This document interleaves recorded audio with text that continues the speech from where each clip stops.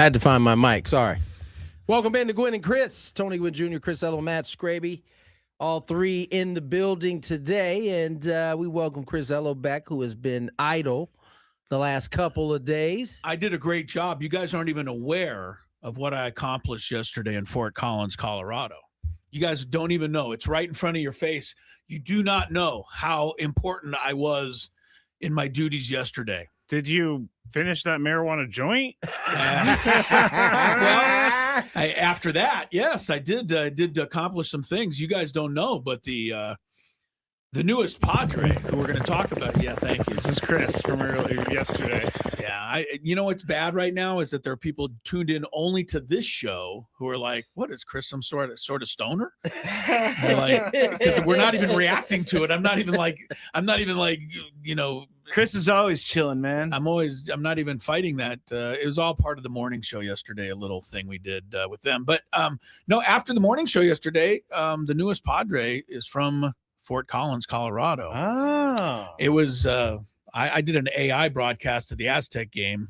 So I myself was actually finalizing the deal with Wait, Marco you're saying Gonzalez. that AI did the broadcast for you? AI did the broadcast. I went off and found Marco Gonzalez and cleaned that all up for AJ Preller and the Padres. So you're welcome. Yeah, no, we're going to get to Marco Gonzalez, who's going to be the newest, I should say, the latest, or the whatever. newest player that is going to get an opportunity, I would think, at that fifth spot in that rotation, along with JP Sears and Matt Waldron. So we'll get to that in a second. But let's go back to something Matt Scraby was just kind of hitting on. You finishing your doobie in the morning yesterday. Your doobie. I didn't get to finish it. Woodsy interrupted me. So if I got this correct, we played a little bit of the call yesterday. Yes. Okay. And it sounded like they were initially trying to prank you. It didn't happen because they were stuck on hold for about 7 minutes. And then they just decided to call you straight up. Is that how that went? That's how the listeners think it went. Okay. Oh, are you gonna ruin the magic trick? I don't want to tell out of school. No, I mean, they didn't know what hotel I was staying in, so they had to find out. All right. So Ben sent me a little text. It was after I posted a photo from Fort Collins, right, of it looking kind of cold out there, and said, "Hey, the game is today, and make sure you listen." Blah blah blah. So he knew I was awake. He sent me a text. He said, "What hotel are you guys in?" So I was aware that. Oh, so he wasn't outright telling you why he needed the information. I don't want to tell out of school. I'm just telling you that he had to call to find out what hotel I was at. Word up. So I gave them that information, and then I felt, well, they're probably going to call, and if they need the hotel, maybe they're, I mean, if my phone rings, I'll answer it, and I'll try to pretend like I don't know what's going on. So I waited and waited and waited and waited and waited and waited, and then finally my cell phone rang, and I recognized the number, so I picked that up. That's when they informed me that they had been on hold for like 7 minutes. The Marriott Horsetooth Hotel in Fort Collins evidently had a lot going on at the front desk. Is that what it's called, the Horsetooth Horsetooth is a major thing in Fort Collins. It's a main road, so it was on Horsetooth Road. I lived on Prospect off of Horsetooth. Yeah. You got so excited when I just said that. Because it was like, I know what Horsetooth is. He knew what that was. I know what Horsetooth is. There must have been a real commotion at the front desk there, though, which is surprising at that hour. I think they just don't want to answer the phone. No, I think they answered it, and they said, "Can you hang on a minute?" So they were actually on hold. I don't know what they did on the show for those 7 minutes while they were on hold. They talked about trying to get you on the phone, right? So they finally got tired of waiting and called, and then Woodsy came on, and he said, "Hey, we were gonna, punk you a little bit and say, hey, that we're calling from downstairs in the hotel, and there's a smell of cannabis coming from your room." So that's where the whole thing came in. And then a little later in the conversation, I thanked them for interrupting my marijuana joint. They actually kind of started it. Right. And then no, you don't have anything to be sorry about. Well, I do for those who are tuned in and think I'm an absolute loser who smokes pot at 7 in the morning in hotels. Whoa. Oh, I apologize to everybody who smokes pot at 7 in the morning in a hotel. Because My apologies to all of you. I know that you offended a lot of people. I know. I didn't mean to do that. I'm apologizing. Heartfelt apologies. You are not a loser. You are a hero. Yes, right. You're Scraby's hero, and I respect you. If you're in a hotel and you have to roll one up at 7 in the morning. Talk about backpedaling, boy. Yeah, well, I better. Yeah, You need to. I'm moonwalking right now. You need to. We needed to address it immediately. There it So is. It's been addressed. Back to Marco Gonzalez. Yeah. The Padres signed him to a minor league deal. It sounds like if he is to make the team, he could get up to about $1.5 million, additional million in incentives. We've been pretty good on these $1.5 million guys. Wasn't it Martin Perez didn't get a whole lot more than that, did he? A couple years ago. ago. Trade. Yeah. That was a trade. Okay. But I mean, he was, when we got him, nobody expected anything. This guy's a good left-hander. He's 33 now, and he is from Fort Collins. He went to Gonzaga. Turns 34 next month. But if you look at Marco Gonzalez in a 4 or 5 year span here with Seattle, he had himself 46 wins against 30 losses. ERA was under 4 for 4 straight years. I think his best season was probably the COVID season, 7-2, 3.10. He also had a 16-win season. But, the issue and why you're able to get him is that he's basically been hurt for 2 years. Yeah. Did not pitched in 7 games in 24 and was no pitching last year at all. So I feel kind of smart because Tony and I talked about the 5th spot in the rotation yesterday, and we both said JP Sears probably has the upper hand on that, but if they bring anyone else in, not saying that Marco Gonzalez is going to beat him out, but it is a challenger. I mean, there's been no spring training in recent history where there's been an open spot like that, and there wasn't some type of competition. No, what is it? Iron sharpens iron, or you need to have some competition for sure. Yeah, on the just chat, hand that job to somebody. Someone had said another nobody with the eye roll emoji. I mean, that's what we said about Gavin Sheets. All these guys are. It's kind of what we said about Nick Pivetta. Nick Pivetta didn't get much more reaction than this one's getting. Yeah, I know it sounds like when we got Pivetta last year, everyone, hey! Yeah, no one did that. No one did that. So I think his ERA, his career did that ERA, with Gavin Sheets. Yeah. Right. You never know. No one did that with Jerickson Profar before. Right. So it's just. And then there's a bunch of guys who do get signed and do turn out to be an eye roll. Right. Right. That's kind of the nature of the business. You bring guys in, some of them really work out. Some track of them record has been pretty good. But I think it's been good. I agree. For the most part. But listen, I mean, it's the risk is that it's a low risk. You're not paying him much. He goes out, he has a bad spring training. It would be obsolete to even have this conversation at that point. He's on a minor league deal. Nothing is guaranteed to him. It's just bringing in competition. So I think it's a good, if he's healthy and gets anywhere back close to what he did in 21, 20, 19, it's 5 years ago. Stranger things have happened, though. Here's what people say, and I say it too, so I shouldn't say people. I'll just say I say it. Whenever I think about them bringing in a pitcher, I think he's going to get to work with the pitching whisperer. Doesn't hurt. It doesn't hurt at all. And I think that's why some guys come here. Especially on the pitching side. It has proved very nice for the Padres. I mean, whether we're talking about a Martin Perez that came over late and kind of got himself back going. I mean, we look at when what was it, Waka, and what was the other Lugo. Seth Lugo. Lugo has turned. He's an all-star now. I mean, he came through here, got a chance to start, left, all-star. He should be sending a check to the pitching whisperer every month because he's a multi-gazillionaire. He should get some loot for that. Yeah, sure. I look at Marco Gonzalez, that 2020 season. Again, it was a shorter season, but 64 strikeouts that year and 7 walks. So he's a strike thrower. I mean, his entire career. And listen, here's the other thing. He's 30. He's 34. We see guys, and listen, he's had 2 years off.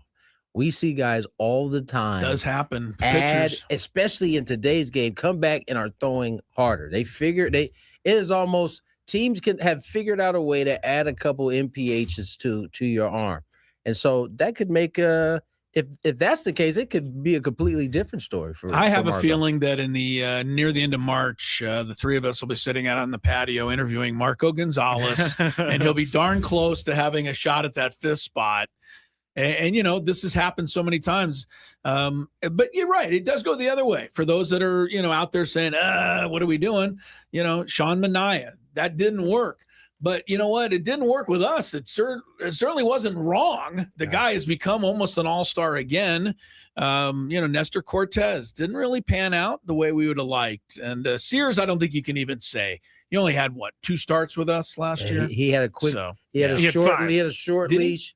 Those couple of those were late. Yeah, he had a short leash there to try to kind of. Yeah, he didn't really get a lot of. He had a couple. Bad I went through ones his. I did a deep dive on JP Sears but I wouldn't give up on Tuesday JP night. Sears yet because I've seen what he's done prior to those 5 starts. So yeah, no doubt. A little help for the pitching staff today. All right, let's step away. Again, we're here live from the Bill House Studios. We know how. What was the jump shot for? Oh, never mind.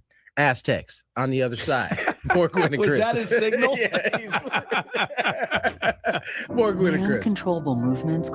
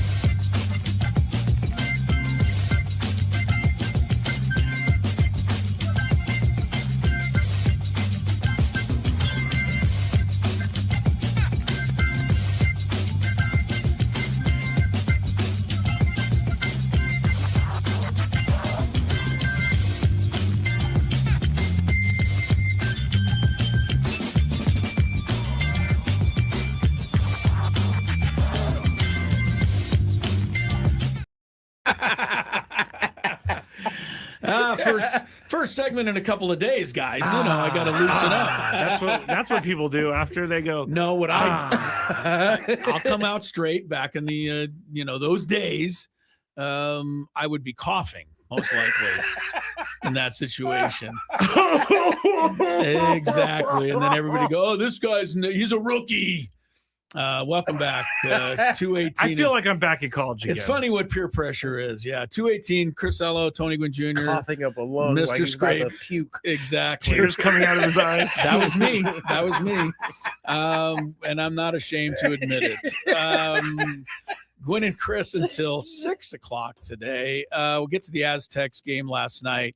I wasn't there, but I wish I was. Great emotional moment last night. We'll talk about it in a second, but the Farmers is underway. I'm sure many of you are either on your way out, were out, or are still out there at Torrey Pines. And let's see, 14 of the top 15 on the leaderboard are all playing the North Course. So to me, the leader of the tournament right now at 6 under par on the South Course was Max McGreevy. That's a huge score, 6 under 66 on the South Course. Yeah, that's good. Everybody else on the leaderboard is North Course. Justin Lauer is the best score at -9. You got Justin Rose. Is he on the South Course? I think he might be. That's pretty impressive. No, they're all on the North. Everybody at the top is North except for Max McGreevy. Okay. Lauer 9, Rose at 7. One of your favorites, Scraby, Sahith Theegala is 6 under on the North today. I do like that guy. You do. Here's the thing, and we were talking about it in the break, so I'll ask you guys. All of the big name players, from Schauffele to Spahn to Brooks to Max Homa to, if you've heard of them, they all played the South Course today. And so none of them are even anywhere close to the leaderboard. You got Brooks at +2. You got Harris English +1. Schauffele +1. JJ Spahn +2. Max Homa +4. So at the end of today, none of their names are going to be in the headlines tomorrow. To me, I would want my name guys in the headlines tomorrow, so I'd put them on the North Course today. But why? My question is, and we were talking about by a marketing standpoint. Right, that's marketing. Why would you want to get people to come to the course on a Friday rather than everybody coming out on a Saturday? You're trying to get your guys to the top of the leaderboard for a Friday when people aren't going to come out as much. Okay, after 2 rounds, everybody's going to be where they are. You're going to play the North, you're going to play the South, or you're going to play the South, you're going to play the North. I'm saying more people go to the tournament on the weekend than they do on a weekday. Yeah, okay, so you'll be in the same spot you would have been, but why not have Brooks Koepka -6 today? Because he'll be +2 tomorrow. Fine, and then he's where he is. But at least tomorrow's headline says Koepka leads the tournament. So this is solely for the next day's headline. Just for solely marketing, I'm going to say, not solely, Tony. I think, and I'll ask you guys, but if you're following a tournament anywhere in golf and you're kind of a cursory golf fan, you're not somebody that watches every tournament every weekend. But on the days when you woke up on Friday and it said Tiger Woods leads, you were more inclined, I think, to pay attention to that tournament going forward than you were if he wasn't anywhere near it. Yeah, but they weren't setting it up so that he could be he was just that good. Do you think fans across the country are going to look and see Brooks Koepka's in the lead and go, well, it's only because because of marketing? I just think if they made it so that when you came to the Farmers Insurance tournament, that the top guys got to play the North to start every year, it would be all fine and dandy until we had like a year where the weather is one way that makes the North Course. Yeah. Okay, great. One day it's really hard, and it was only solely going to be for those specific players that got to play North Course. Look, I cannot guarantee anything. I can't, and I'm not. I just don't know. What I'm saying is the chances of having Koepka, Schauffele, and JJ Spahn up near the top after day one, but why do are you much care? greater if they're on. Why? Because I want to create interest for the rest of the weekend. One. Because the leaders in day one are the first names you see. Why are you arguing so vociferously? Because I disagree with you so vociferously. Really? When you saw the Tigers on the leaderboard, Tiger's on Friday, a whole different world. Take Tiger out of it. Anybody, but somebody who recognizes on the leaderboard, to me, you're more inclined to watch going forward than if the leader is Max Greiserman. I'll tell you what, I'm not into that tournament now. I think most passive golf fans probably don't pay attention to the weekend anyway. When you get to Saturday, and at that point, they've already gone through the North and South. It's evened out. I will tell you this. I think that they put the bigger name guys on the North first so they can, the South. South, yeah. They put them on the South first so they can get the harder round out of the way. And then the next day they have an easier golf course to make the cut for the weekend. You want them to be there for the weekend more so than Friday. Of course I do. And I think they'd have the same score no matter what day they play which course. The bottom line is neither of you are married to a marketing director. So I went to school for marketing. That gives you the leg up because you're married to one. No leg up. Just that this is the way my mind works. I have a degree in marketing. I'm not claiming a leg up. Gotcha. I'm just bringing up a thought, and you guys He's disagree not with willing it. That's to think about our thought, Tony. I'm totally willing to hear your thoughts. You disagree with me? Lower. If you wake up and Lower's on the tomorrow, he's going to be on the leaderboard. Justin Lauer. Tomorrow he has to play the South course. I understand that, but he's the leader right now. Who are they going to focus on tomorrow morning? I don't think anybody cares about who leads after day one. You don't, because you are a savvy golf guy. Chat, you know golf. Tell me. You follow golf weekly. You get it, Scraby. The general person doesn't. The general person out there goes, Greiserman, Stefan Jaeger, I got other things to do. But if you see Schauffele and you see, Spahn and Koepka, maybe I make time on, the weekend to watch this. I think that's how it works. Do your people that you're talking about right there, I'm being honest, honestly asking, do they care about the scores or do they just go to the event? I think that all they see is a headline. I think there's a lot of people that all they see is a headline. They don't even read further. All they see is Koepka's name. I think we know that to be true. Okay. For sure. And if they see Greiserman's name, they flip the page. That's my way of thinking. Well, okay, they click elsewhere because I know we don't read the paper anymore. Flip the page. I'm getting a lot of Scrabies correct over here. I just not going to change they're not my happy opinion. with you that you ignored my degree in marketing over here. I'm not going to change my opinion. I have an idea. I think it's a good idea, but you don't, they don't. So be it. Let's go back to what the Aztecs did last night. They took care of business last night, is what they did. But, the Aztecs do a pretty good job also of bringing back the heroes. And last night, one of the great heroes was introduced during a timeout in the first half. I saw this. The ovation for our guy, the greatest shot in basketball history, Lamont Butler, was pretty cool last night. Yeah. Fans gave him a huge ovation. He was kind of embarrassed by it, but I thought that was great. He came back. He was at the game last night, and good on the Aztecs for introducing him. And good on Coach Dutcher. Did you hear his quote? I loved his quote after the game. Brian Dutcher said, well, it's great to have Lamont back. He's obviously, was, big part of what we did here. San Diego State will always be his home. He played college here. Then he went and played 1 year of pro at the University of Kentucky. Is that what he said? And got paid handsomely for it. That's but now he's back where he belongs. And, of course, his pro career is on hold because he had an injury this year. But I loved how Dutcher said it. Yeah, he went and played pro 1 year for the University of Kentucky. That was funny. But Snuck that in there. But, yeah, the game itself, I mean, look, the Aztecs defense is starting to show up again. And 50. You look at Colorado State was one of the top shooting teams in the nation. Not last night. By I think they were 11th in overall shooting percentage.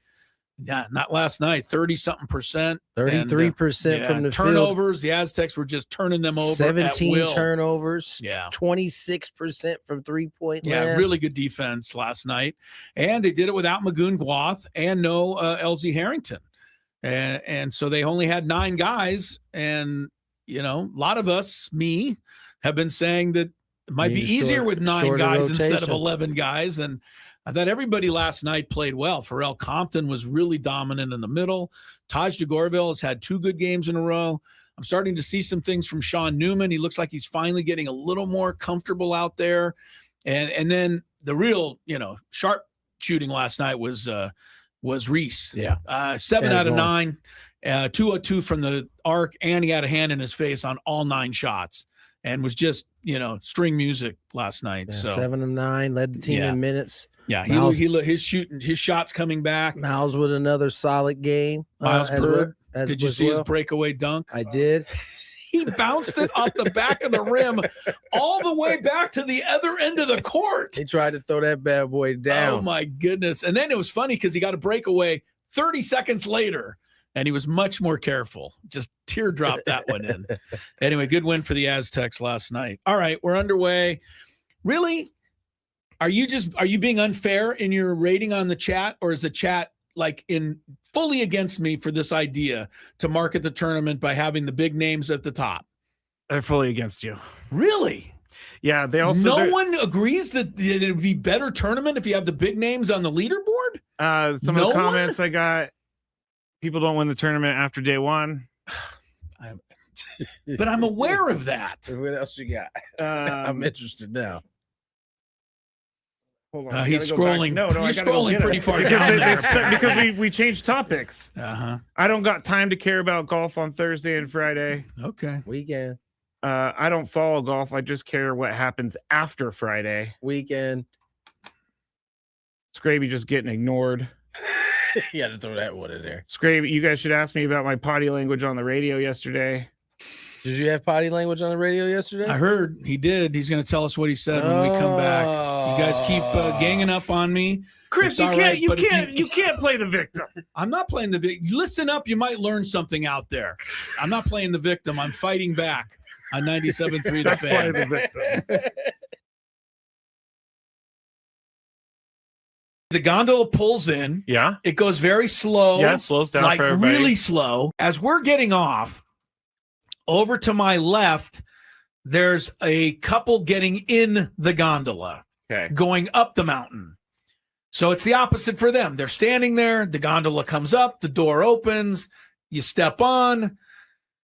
Well, there was a commotion. Uh-oh. There was a commotion. Someone fell. There was a commotion, and Lori goes, "Hey, there's a commotion." She said commotion? I don't think she said that, but we go kind of not hustling, but walking over there quickly. There's a lady who has fallen as she's trying to get into the gondola. She's now got one leg in the gondola. Oh, no! The other leg and body trapped underneath the gondola. 90. No, she's probably in her late 50s. How do I say this best? Oh, she's heavyset? She's in the shape of somebody who's in their 70s. You've got to rescue the poor lady. She's trapped under the gondola. Of course, as soon as she falls and there's the commotion, the guy running the station stops the gondola. Okay, I was going to ask. Which means everybody on the mountain and 4 miles away has to stop. Everybody has to stop while we try to extricate the lady from the gondola. Okay, let me ask you a question. Underneath the gondola. She's got one leg on the gondola. The rest of her body is underneath the gondola. And when I arrive to see what's going on, I'm kind of the first or second person there. You're a first responder? Pretty much. The guy running the gondola place is busy stopping traffic. The ride. Yeah. No, he's stopping the ride. Oh, okay. All right. So we're kind of first there. Lori's behind me. The lady's on her back. She's looking straight up in the air. And the only description I have is one of utter panic and utter terror combined with total helplessness. Oh, I thought you were going to say embarrassment. No, total helplessness. She's not only trapped, but she's not even remotely doing anything to help herself. She's kind of in a panic. And you think something terrible is going to happen, or she does. Okay. I go over there. First thing, breathe. That's what you said? I told the lady to breathe. That's good. I said, you're going to be okay. That's good. Just breathe. That's good. Try to relax. That was the perfect thing you could have said. As I'm stupidly pulling this 250-pound gondola, trying to pull it off of her. Yeah. Okay. Well, you're getting the gondola is way heavier than 250 pounds. Yeah, right. 1,000-pound gondola. So you're trying to move the gondola. Move it a little. Is her leg how is she attached to this gondola? Well, I told you her one leg's actually on the gondola in the doorway. Okay. Then the rest of her body's underneath. What is stuck with her in the gondola is her belly, not her leg. Oh no. That's right. Okay. No. So I'm pulling. By the time finally a couple more people pull and we are able to get enough airway to get her to scramble out of there. And then she immediately stepped on the gondola to go take her ride up the mountain. And off she went. This is I felt like I saved her life. I really do. I honestly feel like I almost saved her life. I kind of will credit you with this. You know, she was, I think if I didn't tell her to breathe, I think she would have gone into some sort of shock or whatever you do. No, she was you're going right. into a You're right. panic, Scraby. You're She was going into right. an absolute panic. And, you know, I had to, calming her down, I think was the number one thing. She wasn't in any real danger, but she wasn't feeling great because she was trapped under the gondola. But the fact that you said her belly was... Yes, her belly, yeah. I'm telling you, Scrabe, it was a factor. And there was, there's a couple of people pulling on an arm trying to drag her out. I'm crying. I know. There's people on the other side with her arm. They're trying to drag her. I'm like lifting the gondola so she can get a little room to get out of there. You're like, hey, I'm going to take the gondola. It's lighter. All right. I didn't say that. You did. But it was quite the scene. I am happy that she's okay, obviously. She's fine. If she got right on the gondola. If this was a worse story, I would not be laughing. But she's fine. You did probably help her a lot more than you think you did. I think so, because she was able to calm down just a tad. The gondola pulls in. Yeah. It goes very slow. Yeah, it slows down like for everybody. Really slow. As we're getting off, over to my left, there's a couple getting in the gondola, going up the mountain. So it's the opposite for them. They're standing there. The gondola comes up. The door opens. You step on. Well, there was a commotion. Uh-oh. There was a commotion. Someone fell? There was a commotion, and Lori goes, hey, there's a commotion. She said commotion? I don't think she said that. But we go kind of, not hustling, but walking over there quickly. There's a lady who has fallen as she's trying to get into the gondola. She's now got one leg in the gondola. Oh, no! The other leg and body trapped underneath the gondola. 90. No, she's probably in her late 50s. How do I say this best? Oh, she's heavy set?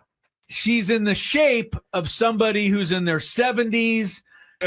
You've got to rescue the Super Bowl, still about a week and a half away before the two remaining teams, the Patriots and the Seahawks, decide to get after it a little bit. So meanwhile, we do still have some NFL things going on.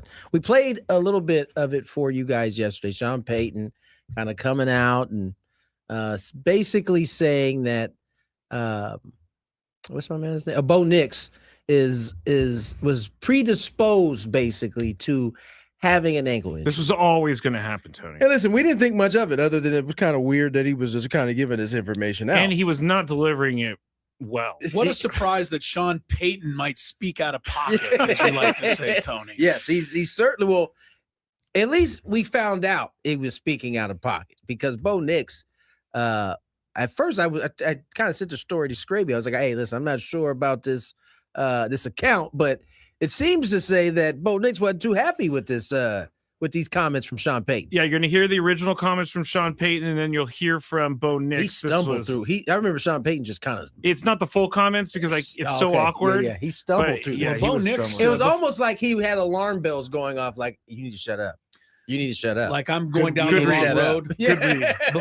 Before you hear this too, Bo Nix called his own Zoom press conference with the media in Denver. Oh, that was to explain himself. Oh, wow. Yeah, they didn't. So it clearly was speaking out of pocket. They went on to say most quarterbacks after a season, you're off. You're done. Quiet, the season's over.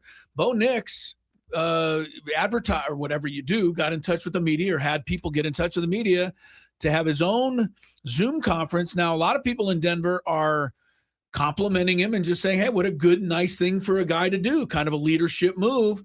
And then the other people like us, and I'm sure Scraby, are saying he only called this so that he could call out Sean Payton. He felt like that was jeopardizing something. Yeah. And he had to get Future out contracts. front and talk about it. I mean, because listen, when you say a dude is predisposed to his ankle. He also said the incorrect number of surgeries that Nix has had, and Nix wanted to correct. So I did not know that background. Play the original, and then we'll play Bo Nix. That's why I'm here, good to help you with these kinds of things. Thank you, I appreciate that. Right at that they always find a little bit more when they go in, and it wasn't a matter of if, it was a matter of when. Didn't have any predisposed issues. Man, my ankles were feeling really good. He said he had one in high school, and then he said he had one at Auburn. I don't think he really should share how many surgeries I've had in the past, to be honest with you, but because I don't, he doesn't really even know that. Exposed right at that it's starting over again. So that's all you need to hear. Yeah. That little back and forth exchange right there tells you there's a little bit of something there. I would think they need to at least talk it out. I mean, of course you could talk it out, but don't think that ever is forgotten. Right. You're going to remember that your own coach kind of tossed you under the bus there. It's a strike. And guess what? When it is time, he's on this will be his third year of this rookie deal. When it's time to talk contract, you know how teams are. They'll certainly use this information against him when it comes to guarantees. And he'll use the Sean Payton information against them when it comes to looking somewhere else. Exactly. And so let's just all pocket this little incident. They could get together as kumbaya and we never hear about it again. But I don't know. He sounded kind of angry. And this isn't a winning environment. This is a team that was one win away from the Super Bowl. Yeah. Don't let it start to get to a situation where they're not winning football games. Why would Sean Payton even feel the need to say any of that stuff? Chris, I don't know if you listened to the whole press conference. I didn't hear everything he said. When you listen to the whole press conference and now knowing what you know now about Bo Nix, it certainly feels like there was a part of him that was like, should I not be saying this right now? Because he fumbled through a lot of it, and it was just pretty basic information. Bo Nix had 2 surgeries, at least according to Payton. I think there could. I mean, if Bo Nix want to take it this far, there's something to be said about a lawsuit.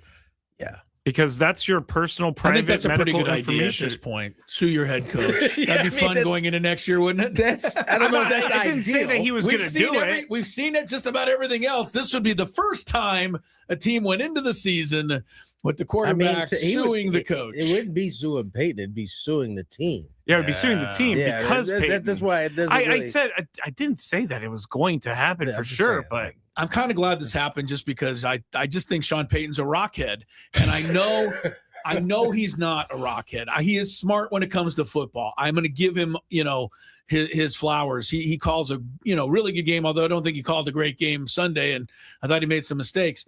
But to me, you have to have some rocks in your head if you're ordering your players to go injure other players. And I can't get past that. Back to that. Yeah. Of course, I'm going to go back to that, Tony. It doesn't leave my mind that he is part of that. And I don't know where we're going to go next, but I didn't get a chance to comment on the Belichick thing because it happened yesterday. Right. You didn't get a chance to comment on it, and I don't know where you guys stood. So I'm a big fan of Bill Polian now. Okay. No, I'm kidding. Well, let me just say, I don't know where everybody stood here. So I'm speaking just on my own here. And I read every comment from everybody, or, pretty much all of them. And most everybody, my first thought was, oh my God, right? Like, are you serious? Bill Belichick, Hall of Fame? But I'll be honest with you guys. If you need to get 80%, 40 out of 50, I'm not shocked that 10 people remember Spygate and Deflategate. And I don't know that they're even penalizing him so much for it as to say, man, I just can't get behind somebody that cheated to that extent. The Deflategate was one thing. That seemed like maybe more Brady-led. Spygate, he was hiring people to go spy on the other team's practices and using that information to help himself. I totally get why at least 20% of the people might have thought that. And I don't think it's a big deal that he's not in. So I really don't. I know he's going to get in. I know he's going to get in. I will always consider him a Hall of Fame coach, just like I'll always consider Barry Bonds a Hall of Fame athlete. But it doesn't surprise me that there are people who felt differently. I guess it doesn't surprise me either, but I still think, well, then you better hold the same candle to Tom Brady when it's his time. Like, and that's going to be interesting. And you're right, Tony. I highly doubt. I highly doubt it too. So then but are the baseball people coming out and ripping on the football people right now? Because the baseball Hall of Fame voters, they've been steadfast and are going to stay steadfast forever that nobody who they think ever cheated is going to get in. I mean, the football writers are not going to stay steadfast, right? Belichick's going to get in next time. I mean, that's part of the problem. So that's part of the problem with the baseball argument is because there is people that are in that, right? That we know had dealings with. I would PEDs. think, and so I would think. I always held in terms of the NFL and how they get guys in. They always have been pretty solid. I mean, you can make an argument one way or another in terms of how many guys they let in, but this just seemed crazy to me. I want to be. But I guess I agree with you from the standpoint that I'm not. I guess surprised. I can't say I'm not surprised. Right. A lot of people aren't saying that. If I had a vote, I would have thought and Deflategate, Spygate, 6 Super Bowls, check mark. I would have put him in. I would not have voted against him. I just don't have the same anger that a lot of people have that he's not in. I think we should kind of understand it. Frankly, there are people who don't take highly to cheating. Kurt Warner's one of them. I mean, I read his comments. He said, either you think about it or you don't. I'm sorry. I think about it. I'm not. Is Kurt a voter? No, he can't be a voter. No, he's not a voter. He's in the Hall of Fame. Yeah. Hey, I have some retorts. Yeah, go. Jimmy Johnson came out and said if they're holding him out of this thing because of Spygate, that's ridiculous because every team did the same thing. He even said his team did it when he was coaching the Dallas Cowboys. There was a voter who came out and said, but was it no? Okay, if Jimmy Johnson was doing some shenanigans, it wasn't a big controversy that any voter knew about. The Patriots got caught. That's a big difference. But I mean, because you're basically saying Barry Bonds was a big deal, right? Steroids. But we kind of know that everybody that had a chance was probably doing it, just not everybody got caught. Well, the people that didn't get caught are not kept out of the Hall of Fame. It's a different story. Belichick's was a big, explosive, cheating scandal. Here, let me give you this other retort. Go ahead. Because one of the voters came out who voted no for Bill Belichick, and they said it had nothing to do with Spygate. The Kansas City guy. Yeah, I read his story. Vahe Gregorian. Yeah. He said he only gets 3 votes, and not just him, everybody. Yeah, everybody gets 3 votes. Only got 3 votes. More people were that on the veteran guys. list. He wanted to vote for them. He voted for 3 other guys. One was Ken Anderson, who I wouldn't ever put ahead of Belichick. He was an okay quarterback. And the other 2 were, pretty solid guys that I think Roger Craig was one of them. Roger Craig should be in, no question. But he just said he ran out of votes. He just said the other 3 guys have been on there forever and ever, and that's why Belichick isn't on there. So that he's basically saying is a problem with the system. So maybe the system needs to be altered a little. But the way we've looked at cheating in this country and in this society and in sports mainly, let's leave it to sports. The way we look at cheating, I think most of us are willing to overlook it when a player or coach is that great, like a Bonds. But not everybody's willing to overlook it, Tony. I just think it's selective. I really do. I mean, whether we're talking cheating, whether we're talking morally, whether we're talking, and that's the frustrating part. It's very select. This to me feels personal. It doesn't feel like it may have been also. It doesn't feel like this is this feels like it's directed right at Bill Belichick, sending him a message. Maybe that is, and that's wrong then. I mean, if we're going to talk about that's your reasoning, that's wrong. I'm about to take us in a very different direction, but if you're going to talk about Bill Belichick not getting in for cheating, then we should talk about all the guys that do stuff off of the field that we don't agree with. Don't necessarily, and some people would hold that in a bigger light as well. Yeah. Look, Ted Williams, the year he hit 406, did not win MVP. He lost to Joe DiMaggio, who had a pretty good year himself, but not as good as Ted Williams. The reason Ted Williams lost is because one of the writers in the American League didn't even put him in the top 10 because the writer hated him so much. Yeah. Okay, so that's wrong. And that's what you're saying, Tony, is that writers may have done this because Belichick was never cool to the media. I was about to say it has never been this is not a new thing. Right. In all sports. I mean, we watch those Belichick press conferences. Doesn't seem like he was all that fun to deal with on a daily basis. No, and he would put you down if your question wasn't up to his and liking. These are human beings who are voting. Right. And this is the kind of stuff that happens. I mean, we've like I said, it feels personal to me. Let me ask you this on a more personal note, Tony. Is there something that you make this akin to baseball Hall of Fame voters who didn't put your dad on their ballot?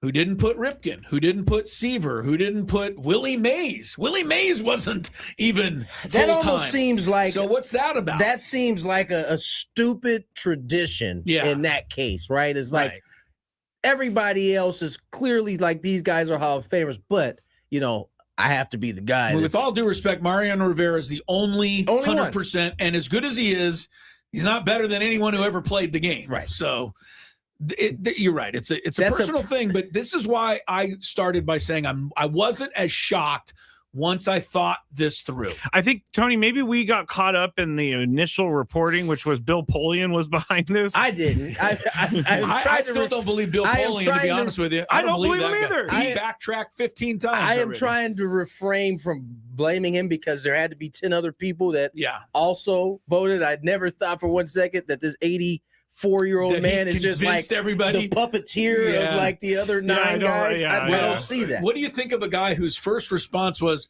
I don't remember whether I voted him in, followed by, oh, I definitely voted him in. And then followed by, you liar. Actually, I'm 95% sure that I voted him in. Bill Polian has lost all my respect. Chris, I have breaking Dolphins news that he is going to I hope it's good. I'm not going to like it. Don't tell me did we steal Mike McCarthy from the Steelers? No, it's a coaching move. It's Are you giving me a coordinator? Just wait. Oh, is it Eberflus going? It's not Eberflus. It's someone worse. What? Sources say Nathaniel Hackett will join Jeff Hafley's coaching staff in Miami as quarterbacks coach. The guy who was in charge of Denver, who didn't know how to call any plays and got fired, but then got hired, 3 or 4 times because of his. That was the Jets. Greatness. But I remember Chris being, hating this guy. I still do. At least he's not given too much power. He's only the quarterback coach. See, that would have been. I'm glad that Chris brought that up because it could have been. I don't think you and I had that perspective of the Belichick. Yeah. I still don't agree with it, but it's definitely a different side of things. Like there are people who are probably still holding that. They don't want to admit it, right? Everybody's trying to say it was for this reason or that reason or whatever. There's no other reason it can be. Because the guy is the best coach maybe we've ever seen. So, how mad is his girlfriend right now? Because she's not in the headlines for the first time? No. Pablo will know. Pablo Torre will know, which we have some Pablo today. Pablo is starting to turn the quarter off for me. Yeah. Positive? Yeah. A little bit. Okay. We'll get into it. That's because he hasn't misassigned a story for a while. Wait till he, screws up another one. His PR plan was great. I'm going to put out this random story about Bill and his girlfriend, and then I'm going to go after the NBA. And then after people start following me, then I'm going to be accurate. Right. He's been pretty money since. He has. He has been a thorn in Adam Silver's side for sure. Well, someone's asking, why is Bonds not in but Big Papi in? Because David Ortiz was nice to the media. What other reason? He never got caught, right? I believe he was. Remember when it was like supposed to be anonymous? The first year they tested. Oh, yes. And it ended up leaking out. He was one of the dudes that I don't understand why he's in, frankly. I mean, and so, regardless of whether it was just that 1 year or not, yes, I like Big Papi just as much, but there's still that. Be there. Right. I mean, everybody what you talked about, it's all inconsistent, completely inconsistent. It's very selective. Very, very selective on the writer's part. That's also a very that's a privacy issue right there. Having your your drug test leaked. It was a wild time because this was right when they were trying to make the move to clean it up, and they knew they weren't going to get the cooperation from the players unless it was going to be anonymous that first year, and they agreed to it, and then it leaked out, and it was a cold-blooded game, but nonetheless, we all found that out. Back in 2009, Ortiz said he would look into his failed test to determine what happened, but he hasn't followed up on that. Yes, right. Well, someone go ask him. We've had other people out there make claims now, buddy. I guess so. Water under the bridge. Yeah, Ortiz is in. I do, honestly, when I watch him on that Fox post and pre and post, he's sitting right next to Alex Rodriguez. Not in. I mean, yeah. It crosses my mind when I look at both of them. I tell you what, because I like Big Papi personally. He's funny, he's intriguing, he's enjoyable. But what did he do differently? I appreciate A-Rod's like honesty when it comes to the Hall of Fame. He very much knows that he kind of messed that up all by himself, regardless of any of the things that are going on. All right, through the first hour, got a little daily gambit coming up here shortly. Chris, your bets didn't. I think none of our bets really did all that well that following day that you. No worries. Were gone. We don't really bet, so it's fine. Touche. If I was ever going to lose a bet, it would be the one I don't put any money behind. More Gwynn Chris on the other side.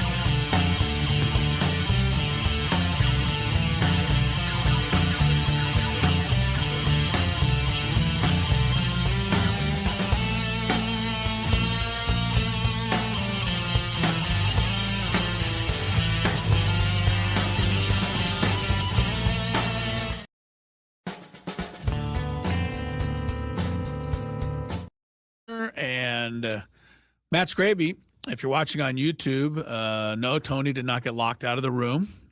Going down the hallway for ice. Yes, he's not asleep. And no, he's not asleep off camera. He'll be back shortly, though. We will have that with him, and we also have a Daily Gambit coming up here. First, though, update on a Farmers Insurance Open that, frankly, should have been marketed a whole lot better. Oh, no. The leader in the clubhouse, somebody no one's ever heard of, Justin Lauer, shot 9 under par on the North Course. Second place, another guy no one's ever heard of, Mac Greiserman, shot 8 under on the North Course. The top score on the South Course was Max McGreevy, 6 under. That's quite the score on the South Course. That is. And then if you're looking for the guys whose names you recognize, they all played on the South Course today. And pretty much all of them shot +1, which isn't bad, actually. Xander Schauffele was +1 today. Brooks Koepka was +1 today. Harris English, the defending champ, was +1 today. JJ Spawn was +3. One more score to give you. We saved the best and our favorite for last, Charlie Hoffman. 1 under, 71 today on the North for Charlie. All right, at least he's He'll under. have his work cut out for him tomorrow. Day 2. I think there's a few guys still out on the course, but they're pretty much wrapping things up there at Torrey Pines for day 1 of the Farmers Insurance Open. Let's see. We've got not a whole lot tonight in the sports calendar other than some tennis. I know you weren't up in the middle of the night watching tennis, right? I was not, no. Yeah, I didn't think you would. No. So they'll have the semifinals of the Australian Open. You just want to start the Daily Gambit? Yeah. We'll just make up Tony's picks for him. Yeah.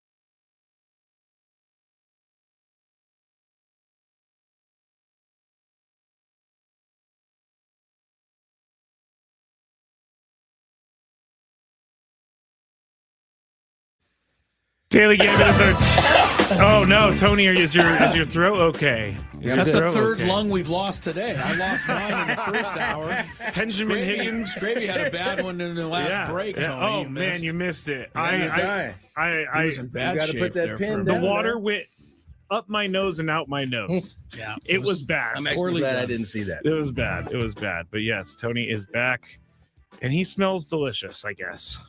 What does that mean? What does that mean? I don't know. Good luck. I was thinking about the cloud coming in with the. Yeah, okay. Yeah, I got you. Yeah. Not you smell. Now everybody's doing cannabis on the show. Doing cannabis. Doing cannabis. All right, we are broadcasting live from the Bill House Studios. We know how. First bet we made yesterday, Tony, USD at Pepperdine. We both went USD. USD a 3.5-point favorite. USD won by 4, so we win that bet. Toreros. San Diego State, Colorado State. San Diego State, 8.5-point favorite. Tony went Aztecs. I went Rams. Yeah. SDSU won. Well, he has big. to stick up for all of his 73 to alma 50. maters. Right. My That's thing was one of 8.5 points was too much for me. Well, you were And wrong. Colorado State always plays them hard. And you were wrong except again. for last night. Then we made a bet on Houston at TCU. Both of us went Houston. They were 7.5-point favorites. Houston won 79-70. So we win that one as well.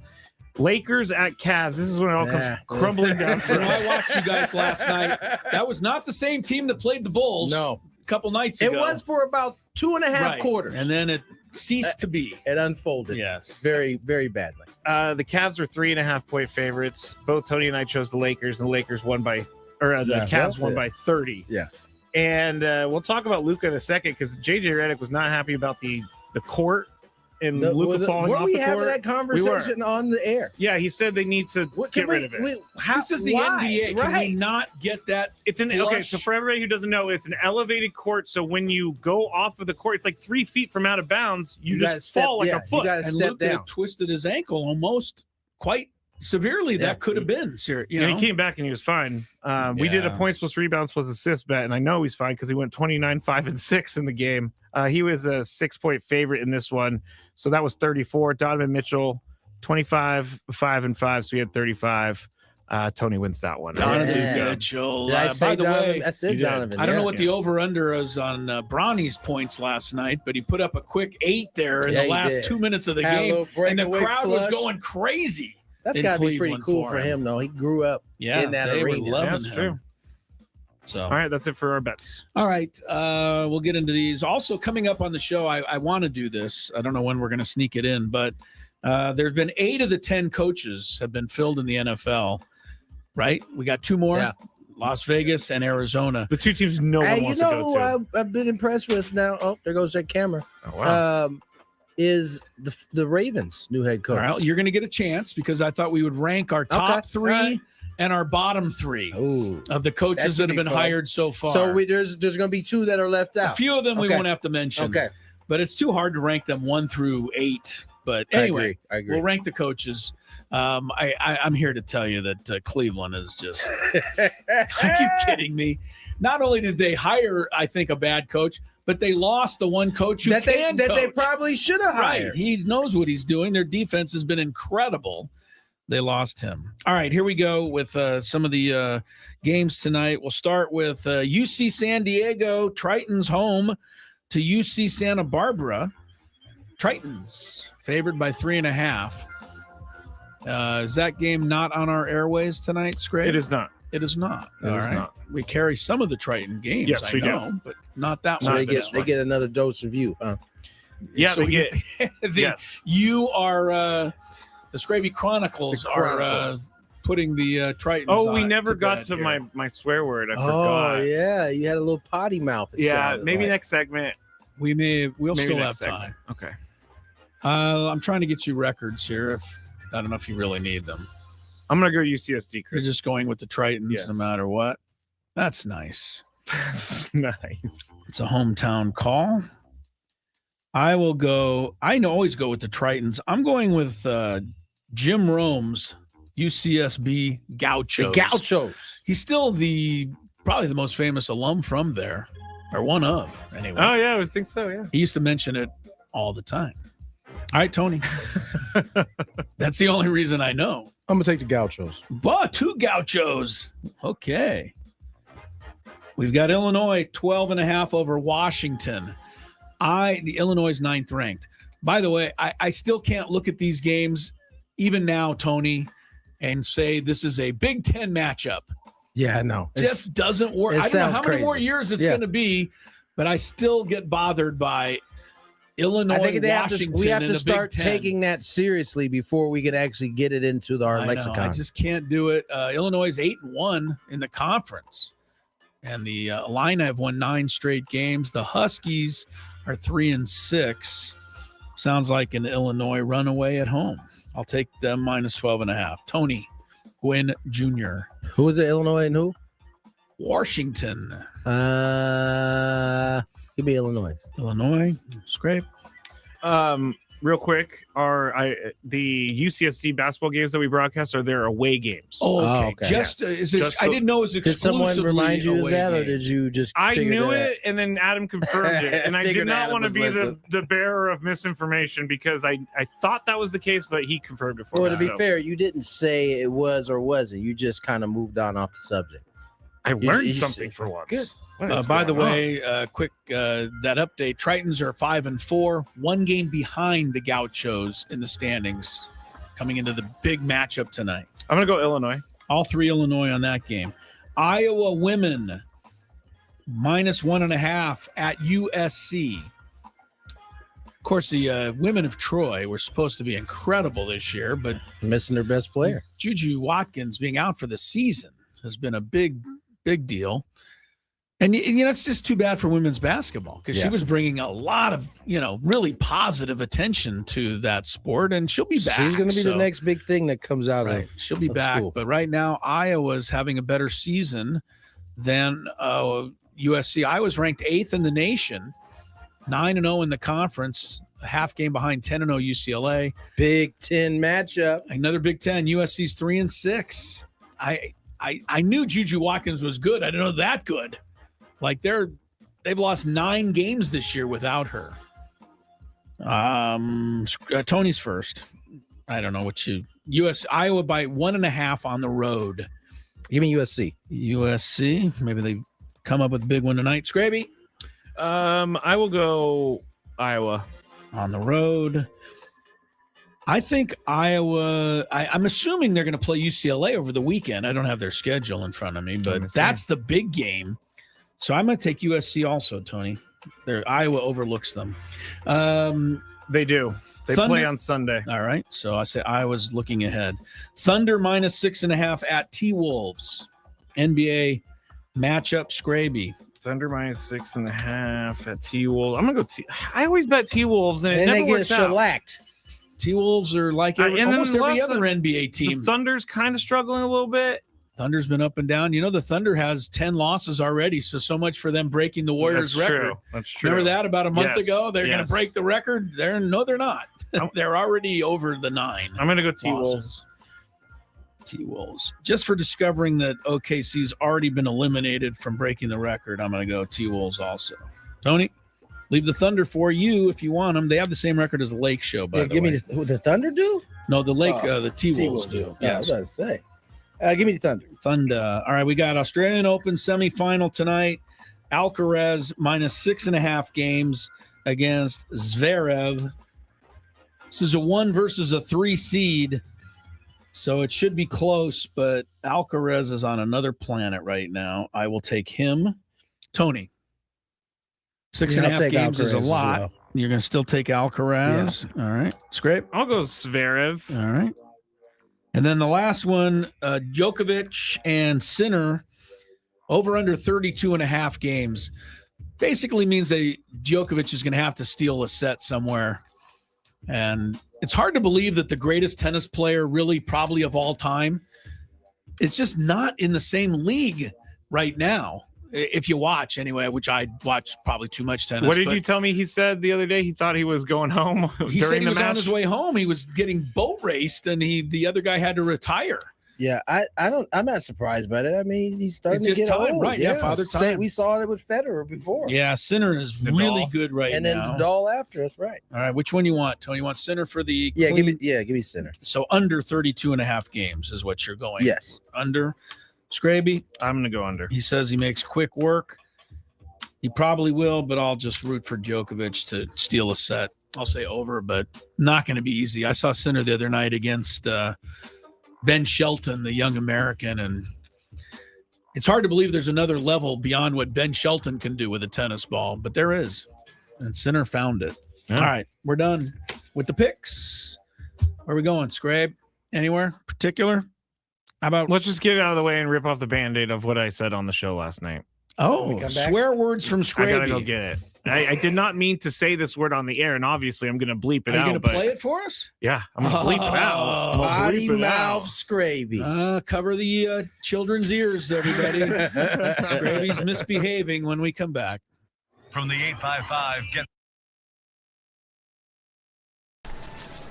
What are we doing, guys? I'm going to see the museum for the first time ever. It's going to be sweet. See my dad's plaque. See where Trevor's plaque is going to be. It's going to be pretty dope. Chris, I'm going to go to the Hall of Fame for the second time because I went earlier today, but I'm going in to see Tony go into the Hall of Fame. So all the way straight and back left. Straight back left. Straight on that back wall. This one? Yeah. How you feeling, Tony? I don't know how I'm feeling right now, honestly. Excited? I'm definitely excited. Hello, Eric. How you doing? Pretty good.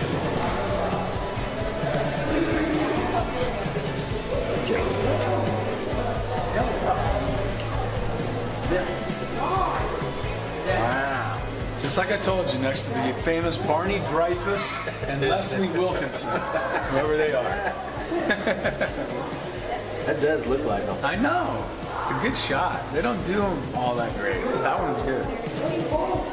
Really good.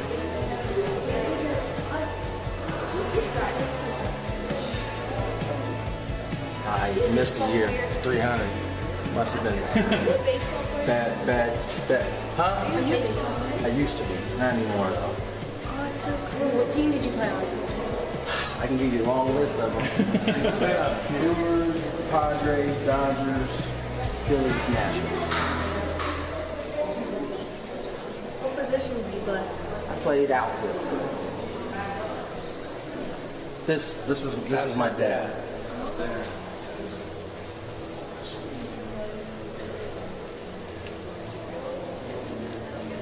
Oh, there's Dick Williams, Goose. I think he'd be pretty happy with his company over there or something. What are you thinking of seeing it for the first time? I'm thinking I'm that hot. I'm quite warm right now, but it's cool. I mean, it's what I thought it was going to be. I mean, not too many people can say they have a dad that's enshrined in this place, so I think this is awesome. What are we doing, guys? I'm going to see the museum for the first time ever. It's going to be sweet. See my dad's plaque. See where Trevor's plaque is going to be. It's going to be pretty dope. Chris, I'm going to go to the Hall of Fame for the second time because I went earlier today, but I'm going in to see Tony go into the Hall of Fame. So all the way straight and back left. Straight back left. Straight around that back wall. This one? Yeah. How you feeling, Tony? I don't know how I'm feeling right now, honestly. Excited? I'm definitely excited. Hello, Eric. How you doing? Pretty good.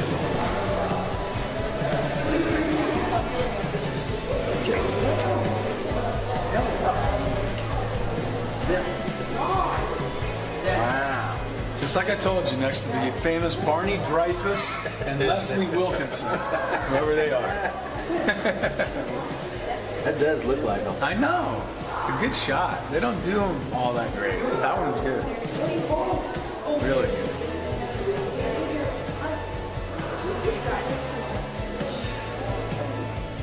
I missed a year. 300. Must have been bad. Huh? I used to be. Not anymore, though. Oh, it's so cool. What team did you play on? I can give you a long list of them. Brewers, Padres, Dodgers, Phillies, Nationals. What position did you play? I played outfield. This was my dad.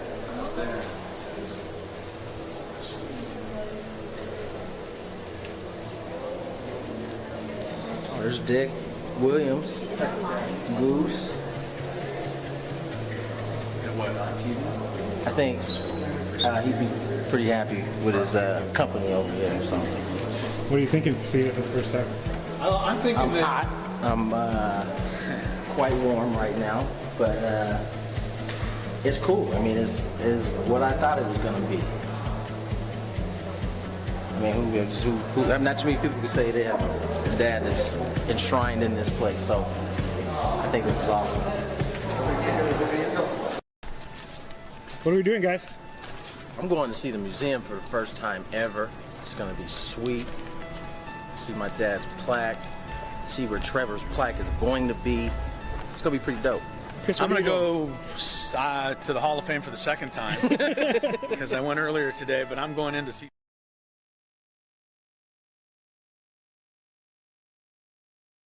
All right, so Scraby apparently last night decided to go on a cussing rage.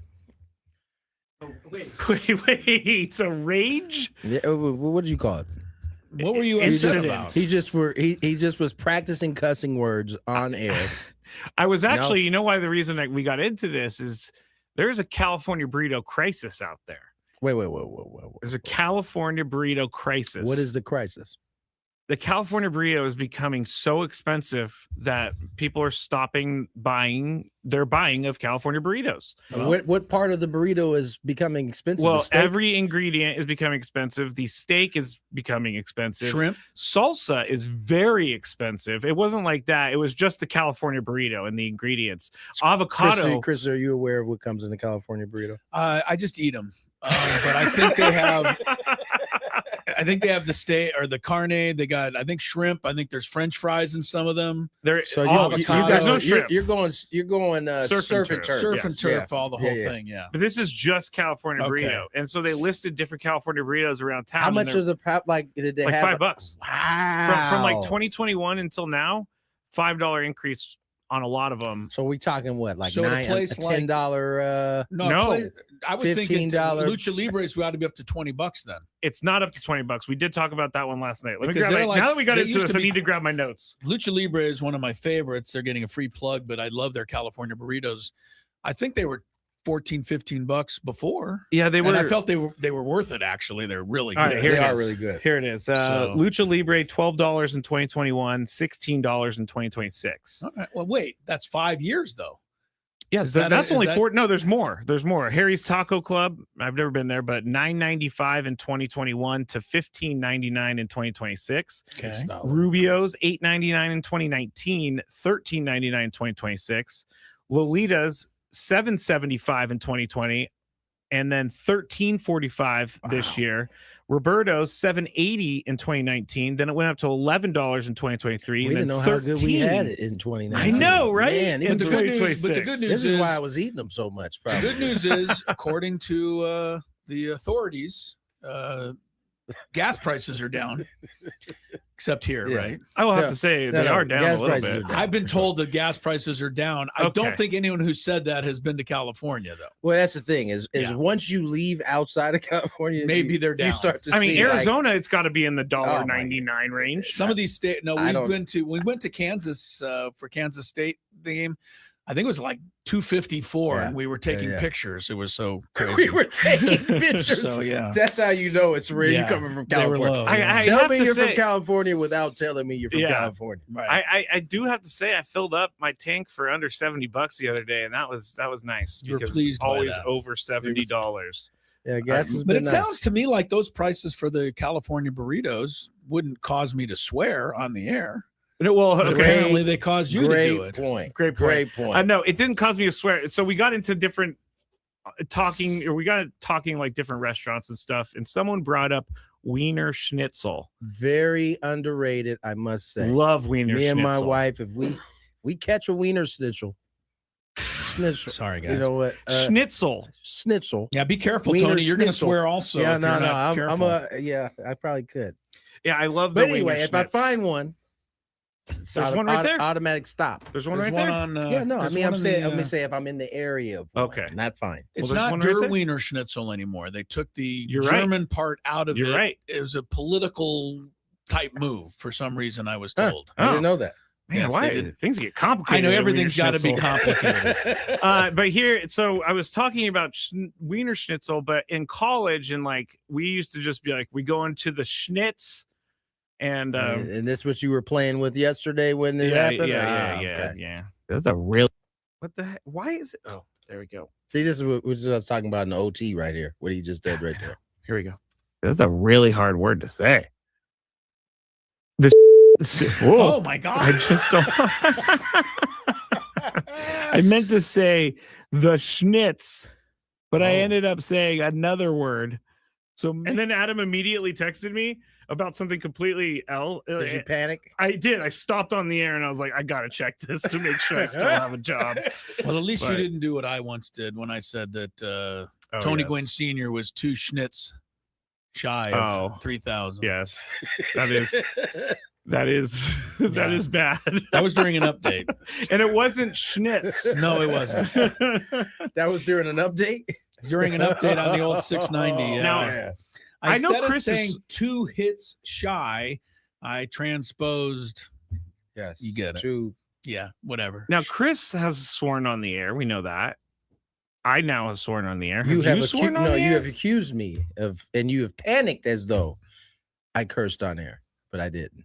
Okay. We would later go back and find that I did not curse. All right. I mean, Chris doesn't curse all the time. What was that one time you cursed because you got so mad about college football or something? There's something about the Big Ten's television contract, and it just blurted right out. And I was like, what was that? Adam, and of course Adam was in here. Yeah, he was on the board. Yeah. Perfect timing, Chris. Thank you. Perfect timing. Anyway, if you listen to the Scraby Show from 6 to 7, you get random conversations about Wiener Schnitzel, and sometimes I swear. A few things. Since we have a few minutes left on this deal, a little later on, we're going to do a top 3, bottom 3 of the coaching hires that have happened. There's still 2 remaining that have not. I'm shocked already, though, that the Browns were not last. I thought they would definitely be last. I mean, they were trying to be first. They just kept getting stiff turned down. Yeah, like they didn't win them. What does everybody think of? Anybody think about the Chargers' new defensive coordinator? Did you even hear about the new defensive coordinator? This is the one from Western Michigan. Yeah, college. Chris O'Leary, replacing Jesse Minter. Sounds like Minter's getting some high marks already with the Ravens, but I don't quite know why. We'll talk about that when we rank the coaches. But anyway, this guy, that's a Western Michigan to the NFL seems like a big jump. Seems like a huge jump. And be a coordinator. But didn't he come from the Chargers at one point? Yeah, he was with the Chargers in the secondary role. Not secondary as in like defensive backfield role. Right. But yeah. Did you guys see the clip of May sitting on the bench in like the 4th? Drake May? Yeah, talking to your favorite Josh McDaniels. What was Josh telling him? He was saying how hard it was. It was like snowing. And he's like, man, this is hard. And Josh kind of had some words of encouragement for him, but it was interesting to hear a quarterback in that moment like turn to his coach and just have like a moment of truth. By the 4th quarter, there was no way he could throw the ball. This is hard. This is hard. I got it here. It wasn't surprising to me, though, that on the final play that clinched it all, when he faked the handoff, it was not Josh McDaniels who called it. No. It was Drake May himself. Here's that moment Tony's talking about. Hey, it's hard. I know. Hey, listen to me. Look at me. It's going to be hard. But look, this will be the most rewarding 6.5 minutes of our lives if we can get it done. You know what I mean? That's actually a pretty good speech. If you look at Drake May, he's like in it there. Like it's just like a realization of like, we got this is not easy. Yeah, well, it's a good thing you have a defense, Drake, because you didn't do anything to help him win that game in the last 6.5 minutes. Pretty much, the defense had to stop him 3 times. I kind of feel bad for Drake May a little bit because a lot of people are not a fan of his because they're pushing him so hard on everyone. And it's not his fault. But you're the kind of person that hates people who get pushed too hard. I don't. Yes, you do. I don't like the pushing. Who was the one person? Right. You did. There was one person that was really, really good that everyone liked. And you're like, I'm sick of that person. And me and Tony were like, they're not doing anything wrong. Drake May is the same way. It's the same thing. He's Drake May's just showing up wrong. and playing.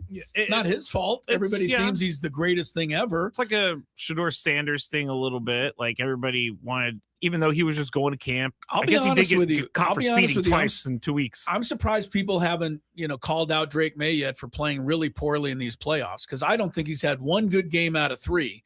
And I know he's getting a bye on the snow, but he wasn't very good against Houston. He wasn't. And he wasn't really all that much against the Chargers either. I will say, at least specifically the last 2, those are like the 2 best defenses in the NFL that Fair enough. he had to beat. Now, I'm not sure where the Chargers are in there, but certainly the Texans, I think we all felt like it was going to be tough to beat that defense. And in that particular weather against Denver's defense, find a way to get it done. I'll give him that credit. He's getting a lot of people who are saying all that. We'll see what happens in the Super Bowl. And, if he comes up short there, will that affect his, the image? Yeah. Scrabe, where are we going here? We are going to do some sports court. Look like it. I saw it get erased, so I wasn't sure if you were changing the gears. It was one of those things I found earlier that sounded good, and then I read it and I was like, this is way too serious. All right. Well, let's get to break on the other side. A little sports courts. Get the wigs out. Now, you've been representing the Friar Faithful for a little bit here. Now you're out in the forefront. You mentioned family quite a bit. How important was it to get your wife Audrey on board with this? How long did it take you to get her in this direction? It took a while. It's probably taken years, but I don't know. We were on the same page for a long time. For a long time we thought there's no way this is possible, with our family and be able to move them across country and take them out of school and all that kind of stuff. But we talked to enough people. We got to thank the Melancons. They kind of gave us the blueprint of how they've moved their kids from Florida to Arizona to San Diego, and we're going to follow that plan. And once we decided that, it was like, I talked about it a little. There was some peace that came over both of us to be able to say yes to this decision, because we knew it's an opportunity of a lifetime. Hard to say no to, being the manager of Padres with a team like we've got. Obviously, when you decided to retire in the 23, family's probably at the forefront of your mind. You've missed a lot of time with your kids and your wife. And now to fast forward to this point here, you're sitting in meetings at this point, interviewing candidates, and then however long later, what was the timeline in between you interviewing guys or candidates and then all of a sudden having your name in the hat? Yeah. Man, just to think about what my mind was thinking about 3 weeks ago is completely different than what it is now. Obviously I'm part of the organization and wanted to find the best manager for the Padres, and so I was in on some Zoom calls to start that process. And then we and I were just having conversations about who we thought were great candidates and how we ranked them. And we got done talking about it, and he goes, well, I think I got you at the top of the list. And he just dropped that on you. Yeah, he just dropped that on me. And, it's a little bit of a shock, when someone, like AJ believes in you that much. And it pushed Audrey and I to actually think about this. And, is this something that we would like to pursue? If we got that much belief from the organization, we've got to make an informed decision. Yeah. And so then after that, we spent a lot of time, like I said, praying and fasting and thinking about this and how trying to map out the schedule and work it out with our family. And once we came to the conclusion we're taking everybody with us, then we felt pretty good about it. And we're able to say, if you're willing to offer the job to us, we'll say yes. 13 years as a reliever. You spent 6 here as a Padre. How has that shaped your viewpoint and how the type of manager you'll be? Yeah, I think one quality I have is a little bit of loyalty, and I was lucky in my career. I only really played for 2 organizations. I played 1 year with the Guardians in the middle, but not in the big leagues. But most of my career started with Washington, and then it ended with San Diego, and I feel very connected to this organization. I feel like it is family. They've treated me like family. And so, being a part of this and being in this role is something that's very exciting, and I'm up for the challenge. Now, you had to get it out the mud, so to speak, right? You weren't a high round draft pick. You're a guy who had to kind of grind. That's the word we often use around this game. How is that, or what kind of lessons from those type of situations are you going to be able to take into your managerial role?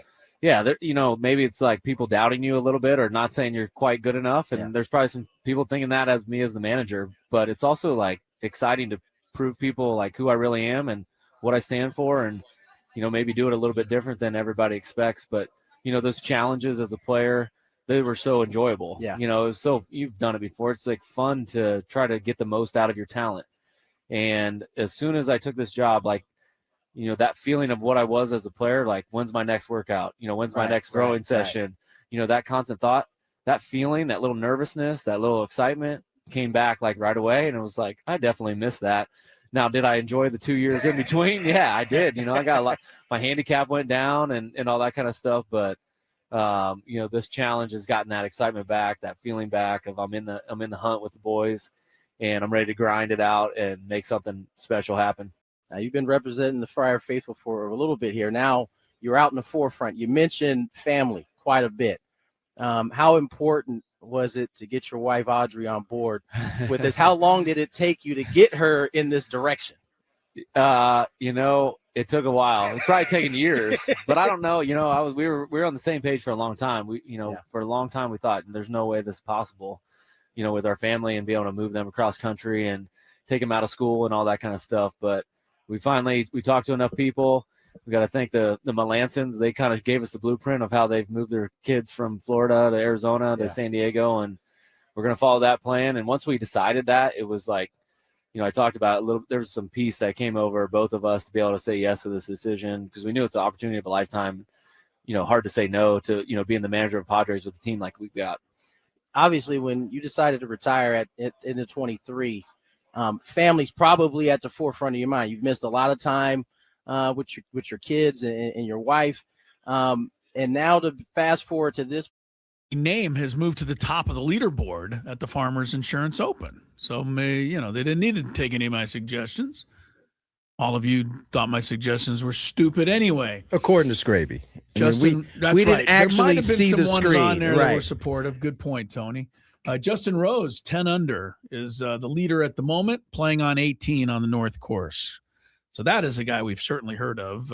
Tony Gwynn Jr. alongside. Scraby's getting the wigs, because we can't do a sports court without them. Couple of quick notes. We got our biggest fan. We'll announce it a little after 5:30 today. Does the biggest fan – thank you, Scraby. That's really far too much. Putting on my wig for me. Far too much. Does the is the biggest fan contest going to continue after the after we have the game catered? I mean, no. It seems like we've had the biggest fan for like a long time. We're trying to give as many opportunities to people as possible, and I think it's going through February. All right. Well, I'm about to say it definitely feels there's like a few qualifiers out there. We've been doing it since for a while. Yes, I remember thinking to the myself, break. man, the season is like a long way away, and now it's not that long way. Yeah. Anyway, we're still qualifying people. The wig's messed up. I don't know what happened. Anyway, if you haven't qualified or gotten your name in there yet, go to 973thefansd.com to register. The rest of you, listen up. We could be calling your name at 5:30 today. Chance to qualify for the night in the Odyssey Suite at a Padre game with all of us and food from Spiro's. One quick other note. It is Thursday. That means we have a new Gwynn and Chris overtime. It will be out there soon. I didn't think it was going to be that big, good of a topic, but we had a good discussion on the golf story I told today. Oh, yes. It presents quite the conundrum. So if you're into conundrums, listen to Gwynn and Chris overtime today, because I don't think we ever figured out exactly what side of that we would have been on. Oh, we did. Okay. Yeah, we kind of talked through the scenarios. It was definitely something I've never thought about on a golf course. It was kind of fun. I can't even remember what we talked about. Exactly. That's not a surprise. What bulletin is that? Hey, I was racking my brain hard. I was like, man, what was it? That was 2.5 hours ago, Tony. So totally I'm just understand. saying. We talk about a lot of stuff. By the way, biggest fan is going through March. I forgot. Wow, Yes. through March. Yeah. How'd you figure that out? I remembered that I got it wrong. Because I checked my little sheet here. Oh, okay. All right. So my note on listening to the Gwynn and Chris overtime for all of you listeners and for you, Tony, so you can remember what we talked about. Let's check traffic and then get into today's sports court.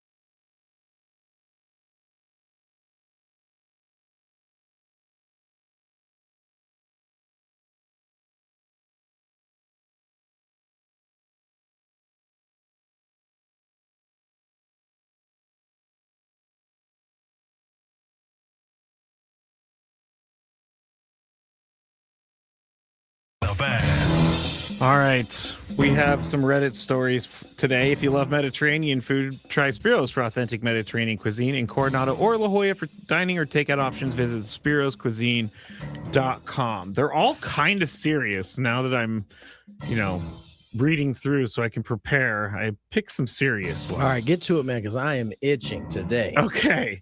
Here's the first one. And Tony, you'll be up first. I, a male, 42 years old, have a cleaning lady who comes every other week. She's super hardworking, really nice, and I completely trust her. She comes while I'm at work, and I get to come home to a clean house. It's the best feeling. One time she told me she drank a can of Pepsi from my fridge, and I even asked if she could pay me back. I told her she has my permission to take a break and eat, drink whatever she needs while she's here. Oh, she asked him if she could pay him back. Yes. Okay. Since then, she'll occasionally have, a soda, a glass of juice, or once she said she had a piece of toast. She's never helped herself to meals, snacks, or anything beyond that. My girlfriend, 38 years old, was over the other night and said she saw my cleaning lady, quote, stealing from the fridge. Oh, man. I told her she wasn't stealing. She has my permission, and she's definitely not sitting around being lazy. She was taking a break. My girlfriend said it's weird, unprofessional, and that it could lead to, quote unquote, boundary crossing. I told her I've known this woman for 2 years and nothing like that has ever happened. The girlfriend thinks I should fire her before it gets worse. Tony, am I wrong for thinking, why change something that's been working perfectly fine? I'm going to ask you some questions that you may have the answer to, may not. Okay. This sounds like this girlfriend just kind of came into this all of a sudden. I mean, my girlfriend was over. Tells me that she doesn't live there. There. That's the first problem. Boom. Not quite living there yet. This is a cleaning person that has been working for him for 2 years. Yeah. He told her to go ahead and do it. Yeah. There's nothing wrong. I think in this case, since his girlfriend is not occupying the house as her own. Mm-hmm. Sorry. I'm sorry you don't like you this. Don't pay rent. I'm not firing her. Chris. Can you ask me his last sentence again? His last sentence said she wants me to what? Fire her before it, quote unquote, gets worse. I say you fire your girlfriend. Come on. Yeah, this seems. I mean, this is so petty. And if your girlfriend is that petty, I'm warning you. It's not going to get better. No. It's not going to get better. I mean, if she's keeping track of a Diet Coke being lifted from your fridge, just wait. Just wait. Stealing would indicate that she got out the refrigerator and ran out the house. Yeah. You know, like, I mean, not sitting down this eating. This is so petty. I'd be very concerned about the future. I know I've told you guys this before, but our current cleaning lady, the wonderful Lola, at least 3 years ago, when she said, "Oh, is that an orange tree out there in the back?" And I said, "Yeah, grab a few. Grab some on your way out." She took them all. Every last orange. You said grab some. She took them all. We came home. The tree was barren. Wow. And we didn't fire old Lola. We just kind of laughed it off because she's our cleaning lady. Right. And what the hell? So, yeah, this is an easy one. Trade in your girlfriend. Rod said, is the girlfriend going to clean the house? I like a clean house, but the girlfriend is jealous. Yeah. Very good, Rod. Very good. Great question. Yes. All right. Let's go to the next one. All right. This one is about twins. The person writing is the male twin, and he has a female twin. Okay. So male and female twins. My sister Jessica and I are twins and both 15 years old. Our parents knew they were having twins, but thought they were having girls. Well, surprise, I'm a boy, not a girl. Our parents have made sure Jessica and I do everything together. Even our names are very similar. If you looked in the family photo album, you would see us in the same clothes, same shoes, having the same toys, same haircut, and so on. That's rough. We even shared a room till we were 13. Everything has to be the same because we're twins. When it comes to activities, our parents made sure we were in the same thing. I've taken gymnastics, tap dance, and music lessons. We both play the cello. Yay! I love my sister, but I'm sick of having to do everything with her. Anytime I brought it up with my parents, I got, what about your sister? You guys are twins.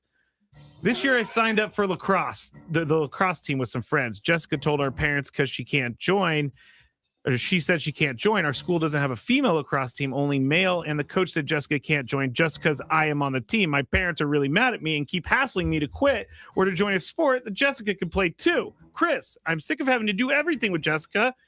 Am I in the wrong? I'm going to throw this out of the courtroom for lack of understanding. What do you mean? Here's why. Everything I've ever heard about twins, is that you guys are all just kind of a wacky, different lot than the rest of us. Some twins know what others are thinking. Some twins can feel pain if another one. I mean, I've heard the stories. Yeah. Some twins have grown up in stories, Egypt and others have grown up in Canada, and then they wind up with the same lives 60 years later. You twins are different than anyone else I could rule on here. So I don't have a ruling. I have to pass this to a higher or different judge that knows something about twins. My family has lots of twins. It's interesting. I have a pair of twin godbrother sister. Right. I have my daughters play with a set of twins. Okay. That are like her best friends.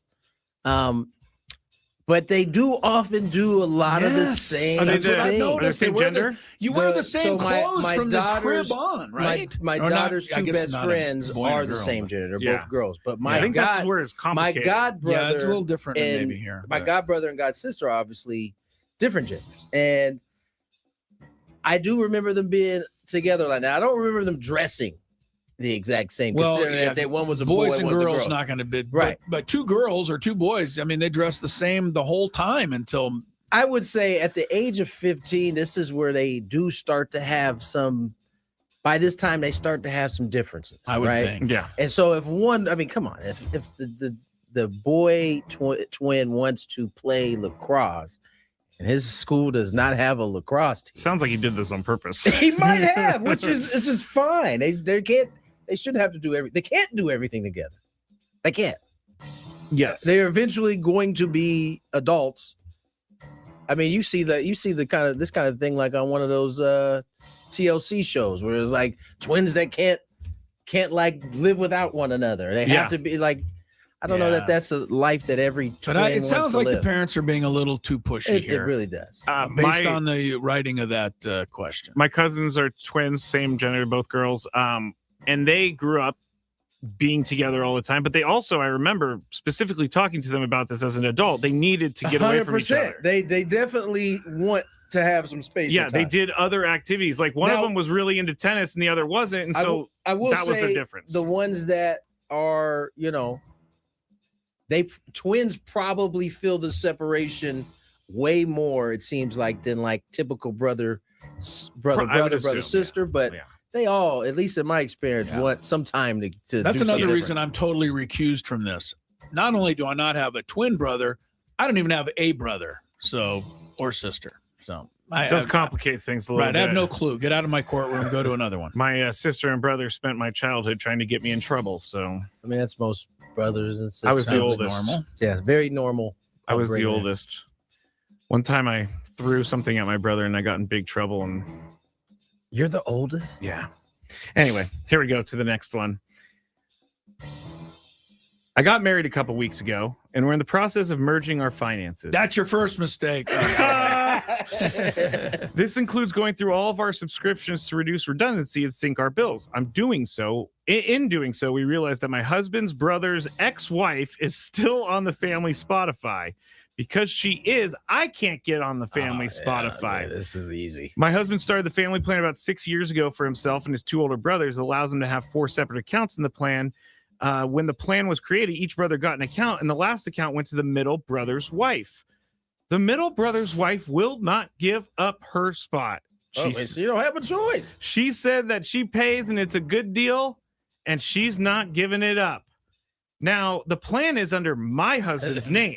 There it so is. he is the administrator. There it is. He's the one who gets billed annually, and the others reimburse him for their share. At the time, it made sense, but now it doesn't. So basically, she goes on to say, I forced the issue and kicked her off the family plan and took her spot. Am I in the wrong? No, you're not. I mean, listen, you said ex-wife, I believe you said. For the husband's brother's ex-wife. She is no longer a part of this family. She's not a sister-in-law. And considering that, in this case, her husband is the administrator of the account, this is really cut and dry. You are no longer a part of the family. You are eliminated. You are the weakest link. See Goodbye. ya. Chris, what do you think? Yeah. I mean, this is so easy. I don't even know why we. This doesn't even seem like a debate this time. I mean, most of these are very debatable. I could see if she was like, if she paid extra in the beginning. The issue is not how much you're paying.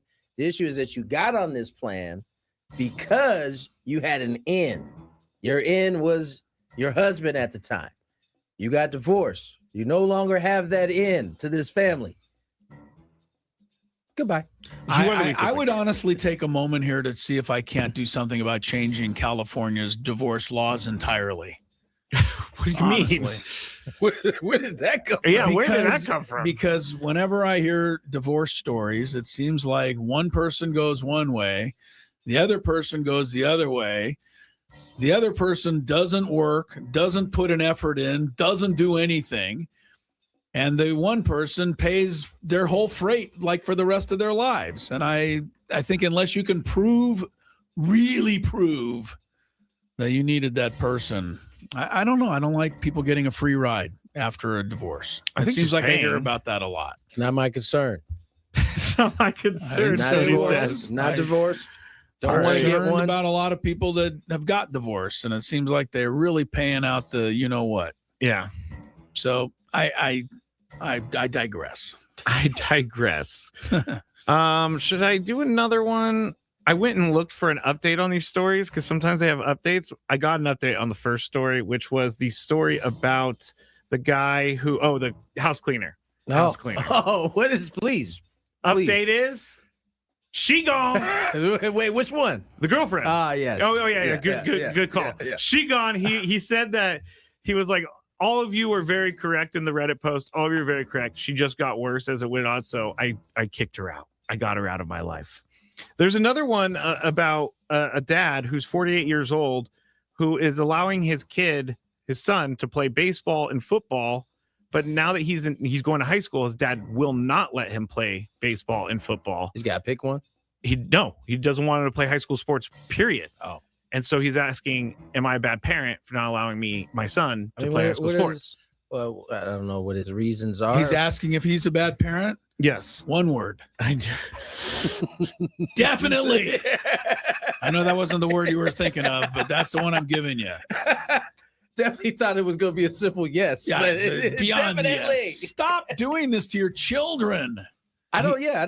Is this, listen, there are people who don't value the things that sports can bring to you outside of the money part that could come down the line way, right? Sports, you're right, Tony. You're bringing up a really crucial part of it. Sports brings up teaches so many good lessons, life lessons. So many good life lessons. Yeah. And you know what? A lot of these folks who get to be leaders of businesses at some point played sports, whether they played professionally or played beyond high school, it doesn't matter. You don't have to. Those are life lessons that, quite honestly, you don't always get, in just, regular walk of life. I don't. It just bothers me. Even if your son or daughter wants to play the cello, go buy him a cello and give him the best shot to have fun playing the cello. I just don't get it. I don't get people that feel they need to control the lives of their kids and run their lives through, vicariously through their kids. Stop it. Get your own life. My parents should have had a little bit more control on me. They let me do my thing, and they were there for me, but they also let me fail, which is a good thing. But I failed a lot as a kid. You took it to the extreme. I did. You took it to the extreme. I did. You're a cautionary tale. I am a cautionary tale. All right, Sports Court is over today, but Chris versus the fans hasn't even got started yet. You want a chance to go to Las Vegas, play a little trivia, 833-288-0973. Contestants, dial in now.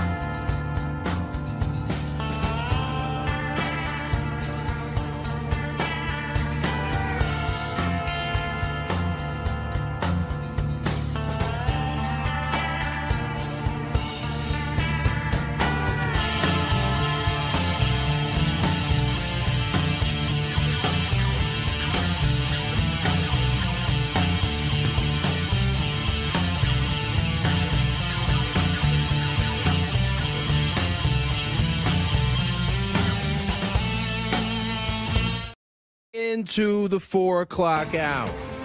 Tony Gwynn Jr., Matt Scraby here. Chris Ello back. Kind of fun. From getting Marco Gonzalez signed. Yes. You're welcome. Thank you. We couldn't have done it without you. Thank you. Newest Padre, left-hander Marco Gonzalez. For those just tuning in, minor league deal today for the former Mariner lefty. He'll continue. Probably compete for that 5th spot in the rotation. Hopefully so. I have to think. It feels like Vasquez is penciled into that 4 spot right now. Vasquez for the 4. Yes.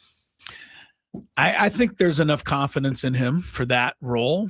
And I think the one guy who seemed least confident in him is no longer the manager. Fair enough.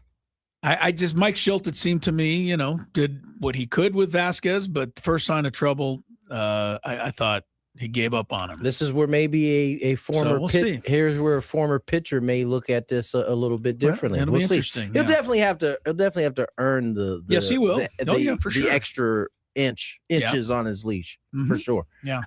We got a Chris versus the fan, which is a nice change of pace from the Gwynn versus the fans that we've had over the last Tony couple was of days. just mopping up on everyone again. Second day, I had a good day. You did well. First day, or was it first day?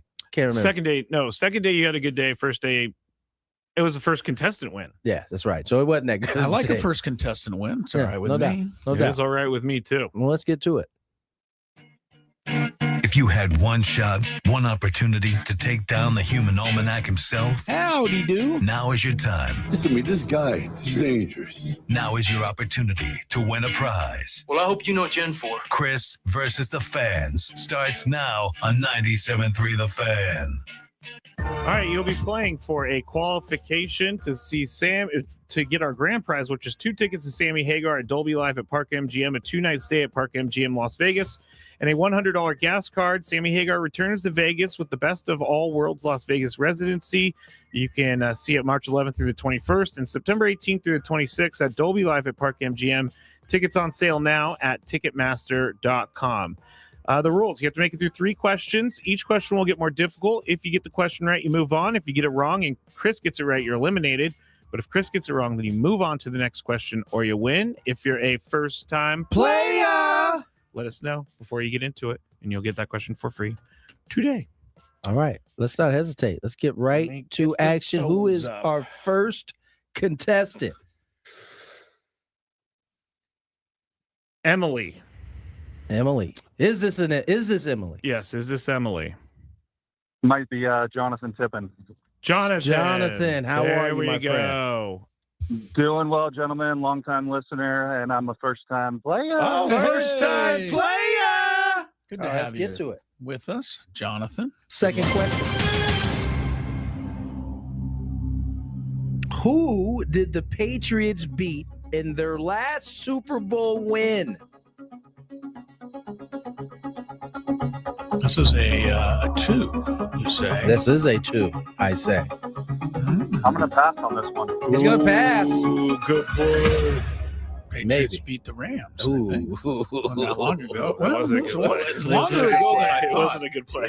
Yes, indeed. It was a terrible game. 13-3. I remember one pass Brady threw to Gronk. Made a nice catch, set up the only touchdown of the game. All right, we go to our next. Sorry about that, Jonathan, but thanks for playing, and I hope you'll dip your toe in the water again. Why would he ever do that after he just ran into because next time I could miss the question and he could get it right. That's right. He's been around this game long enough. You know better, Scrabe. Come on. We got Lucas from Poway. Lucas, how are you, my friend? Hi, Lucas. Welcome. Howdy. How we doing? We're doing well, my friend. Here we go. First question. Mom. Wait, I gotta remove this one. First question is, who has the most PGA Tour tournaments at Torrey Pines? Player. Won the most? Player. Yeah, who's won the most PGA Tour tournaments at Torrey Pines? I'll say Tiger Woods. Tiger Woods, y'all. I think he's won it like 8 times. He won it plus the U.S. Open. He also dominated as a junior, if I don't not He's mistaken. always loved Torrey Pines. He's done well. Question number 2.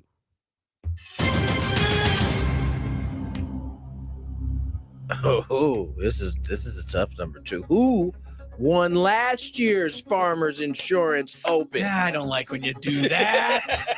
I had to think. I can't remember that long ago. A year? I think I pulled a muscle thinking about this. Lucas, what do you think? I'm going to pass. I have no clue. He's going to pass.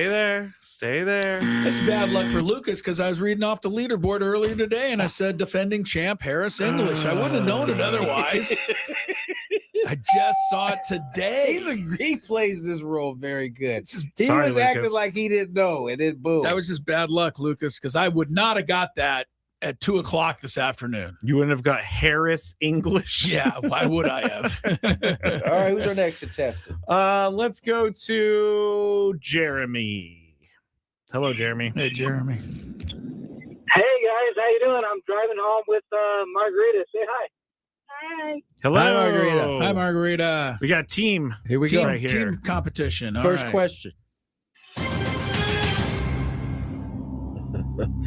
How many Super Bowls does Bill Belichick have? Oh, 1, 2, 4, 5, 6.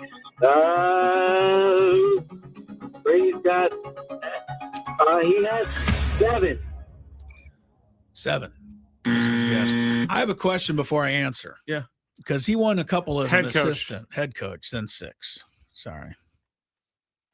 Yeah. I'm really That's sorry. not fair. I'm really sorry, Sorry about Jeremy. that. I'm sorry. Thanks for playing, though. Appreciate you guys all playing, man. We love it. And keep playing because we've seen people win this thing a lot. Chris, when kids call in, you got to let them win. Well, that was a kid-dad team, though. Yeah, I don't let anyone win, and nor would anybody want me to let them win. I don't let anyone Well, win. they wouldn't want to let, I don't think anybody would want Hold that. on, talk amongst yourselves. I got a Except screen maybe, call real quick. except maybe Bill Belichick, the cheater himself. He might want Right, me the to let me big win. cheater. Right, apparently. big cheater. Big cheater. Big cheater, the Belichicker. He might want to let me. That is going to become a thing. Don't get Belichicked. That's going to be like a That's new right. thing. That's it, man. You gotta, And what does that mean? Like, don't do something you're going to regret later, maybe. I don't think he regrets it. Anyway, we have Steve. Yeah, that's a good point. I don't think he regrets it either. They still gave him the trophy at the end of the year, didn't they? Hi, Steve. Hi. Hey, Steve. Welcome to it. Are you ready to play? I am a first-time player. Hey! First-time player! All right, here we go. Question number 2. Quite the celebration for you, Steve. Got a lot of Patriots questions today. Yeah, we It's do. all Patriots, huh? The last time the Patriots won the Super Bowl, what wide receiver won Super Bowl MVP? Last time the Patriots won the Super Bowl. I'll just go with Edelman. That's a great get. Because that is correct. That is correct. Nice job. Julian Edelman. What, he had like 3 catches for 32 I was going to yards? say in that 13-3 game. No, what I could think he have made done? I think he made a was that the Atlanta game that he made a pretty incredible The catch? Atlanta game was the one he made the incredible catch in, yeah. Let me go look real quick. All right, here we go. Question number 3. Well, let's not move off of this one yet. Wait, I don't think we've do we think this is incorrect? No, it's not incorrect. We're trying to see what We're just what he making did. sure. Oh, okay. Because the Atlanta game is the one I remember him more for, but I guess he was MVP once. Maybe that was the Ram game. So very good, if correct. Uh-oh. No. I just can't find the actual. The Super Bowl. Sometimes they go by the not the year. I do remember Edelman winning it once. So I know that he won, but you just don't know if it was. I don't know year. his stats. So you know for sure that he won that one. I do know for sure that he won that one. I just don't have his stats. Hey, Steve, move Steve along. He's on to question 3. He's waiting for a chance at history. No, here. he had a massive game. 10 catches, 141 yards. Okay, there you go. Against the Rams? Yeah. Wow, didn't translate into much. Okay. No, yeah, that's a lot. Very good. Sony Michel had 94 yards. Remember that guy? Yeah. Sony. Question number 3 for the game. You got to get the uncut gems one out of there. We did that one. Yes, we did. We've done the back-to-back MLB The Show. And I need to really do the first one. In 2008, USD won the first round of the NCAA tournament. I'm assuming this is basketball. Yes. They were the first team from San Diego to do that. Oh, that means Chris knows. I do know this one. No what pressure, team Steve. did they beat? Do you remember? Oh my gosh! I watched this game at Well, spring training one year. It has to be an upset. It was quite the upset for sure. Geez, I can't remember. No. Let's go with Tennessee. Take a guess. Tennessee. Yeah, You're the only 10 I see. Tennessee. It was actually even more amazing than that when you consider what this school has done since then. They beat UConn. They did. Unbelievable. USD beat UConn in the NCAA tournament. Thanks, Steve. And they were the first. The Aztecs had not beaten anybody yet in the NCAA tournament when that happened. Bad news for USD. They lost the second round, I think, to Western Kentucky. They had a chance to go to the Sweet 16 and did not pull through on that. I think we need to go tiebreaker at this point. All right. Who are we going? Give me an athlete, guys. Juwan Howard. Oh, Juwan Howard. I like that one. What did they do with Juwan? They disposed him at Michigan. I know that. They disposed him. I think he's on the bench in the NBA. Is he? As an assistant. Okay, I got him. Wow. 19 years in the league. Let's get our contestant. Let's go to Dylan. Hello, Dylan. Have you played the tiebreaker before? Hi, yes. Dylan. Okay. I'm going to put you back on hold. Didn't hear him too well. No, but we'll try it out. So what's going to happen here is I'm going to ask Chris for a number of Juwan Howard's career, and then Chris is going to give it, and Dylan is going to guess whether or not the actual answer is higher or lower than what Chris said. So let's go with how many. Ooh, is this too diabolical? How many threes did he make? How many 3-point shots did Juwan Howard make? Yeah, that's too diabolical. I won't do that to you. How many games did he play in his career? There we go. In what? In his career, 19 years. Well, I don't know. I'm not supposed to know, I guess. But I like to get close because I was chastised last time for missing the answer by too much. So I'm going to say he averaged, I'm getting my calculator out because I'm allowed to do that. It's my game. It's my game. 19 years times. I'm going to say 65 games, but it might be more than that. 1235. 1235. Dylan, is the actual answer higher or lower than 1235? I'll go with lower. Lower. That is correct. Yay, Dylan. Now I will say, was it Chris, 1234? you were very close. It was 1208. Ah, it was played close. See, it's better when I'm 1,208 close. games. So Dylan, stay right there. Very good, Dylan. You could be on your way to Las Vegas as a result of today's activities. Yes. Good job. Let's get to break. Let's rank coaches. On the other side, we rank top 3, bottom 3 NFL coaches. More Gwynn and Chris on the other side. From the 855 Get Ross Traffic Center, protecting San Diego after accident.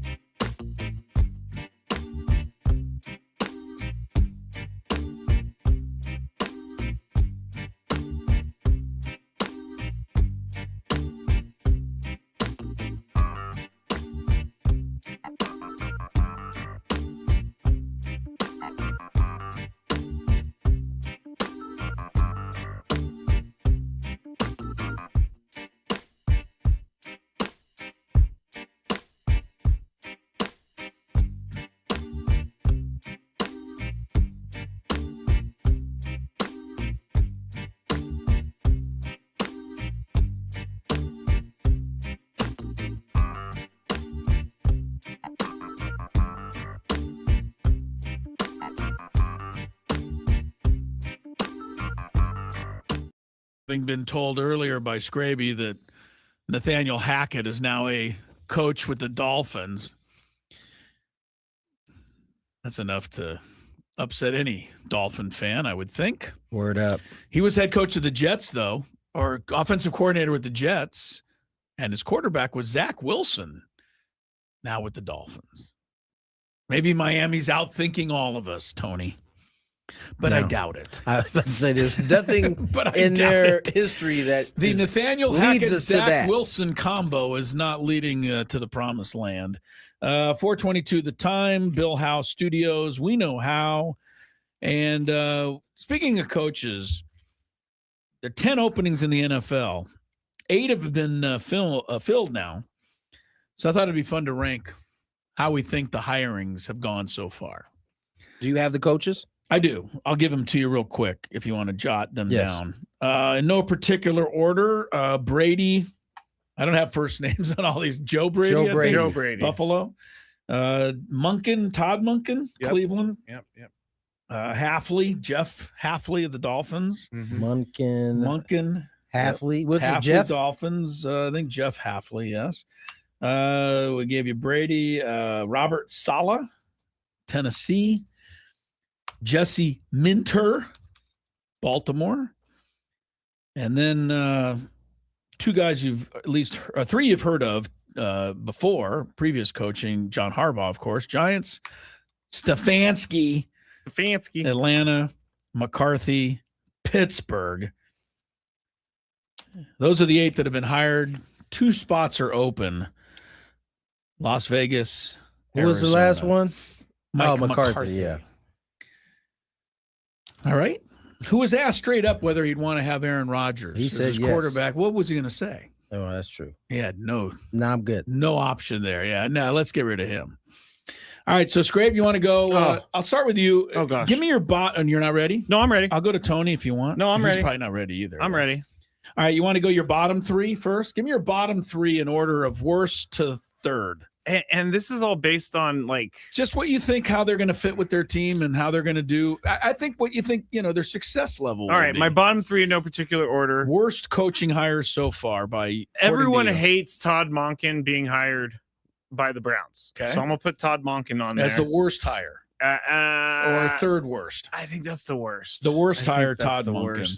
He's got a lot of work ahead of him. I mean, come on. Okay. Then I'll go with Halfley, your guy.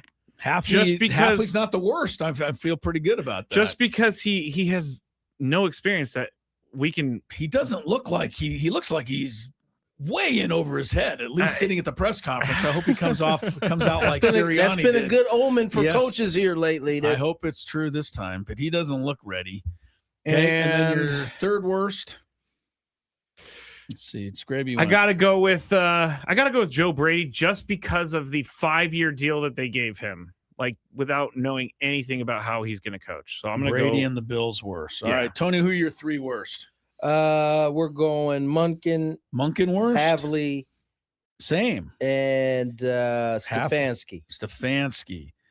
All right. Well, that went from worst to third worst. Yes. All right. Here's my worst. Halfley. No. Oh, Stefanski. No. Oh, McCarthy. Yes. Really? Above your guy? I don't care. McCarthy just does not look like he has a clue. He always says that. But it's just what I feel when I see him on the sidelines. And he's going to Pittsburgh where they're used to, having the stability. And I just think it's going to be a mess. This might be the worst roster he's ever taken over. Right. Too. He's had really good talent every time. Number 2 is Stefanski, because I think I'm just mad that he keeps getting opportunities, frankly, because I know he's a 2-time coach of the year, but he's a 4-time worst coach of the year. So is that an award? I mean, right? It is. I mean, every other year they're 1 in 20, and then it's called the Jamarcus Russell Award. Right. And then my third worst, I'm gonna go with my guy. I have no faith in Halfley. Dolphins are stupid. Until further notice.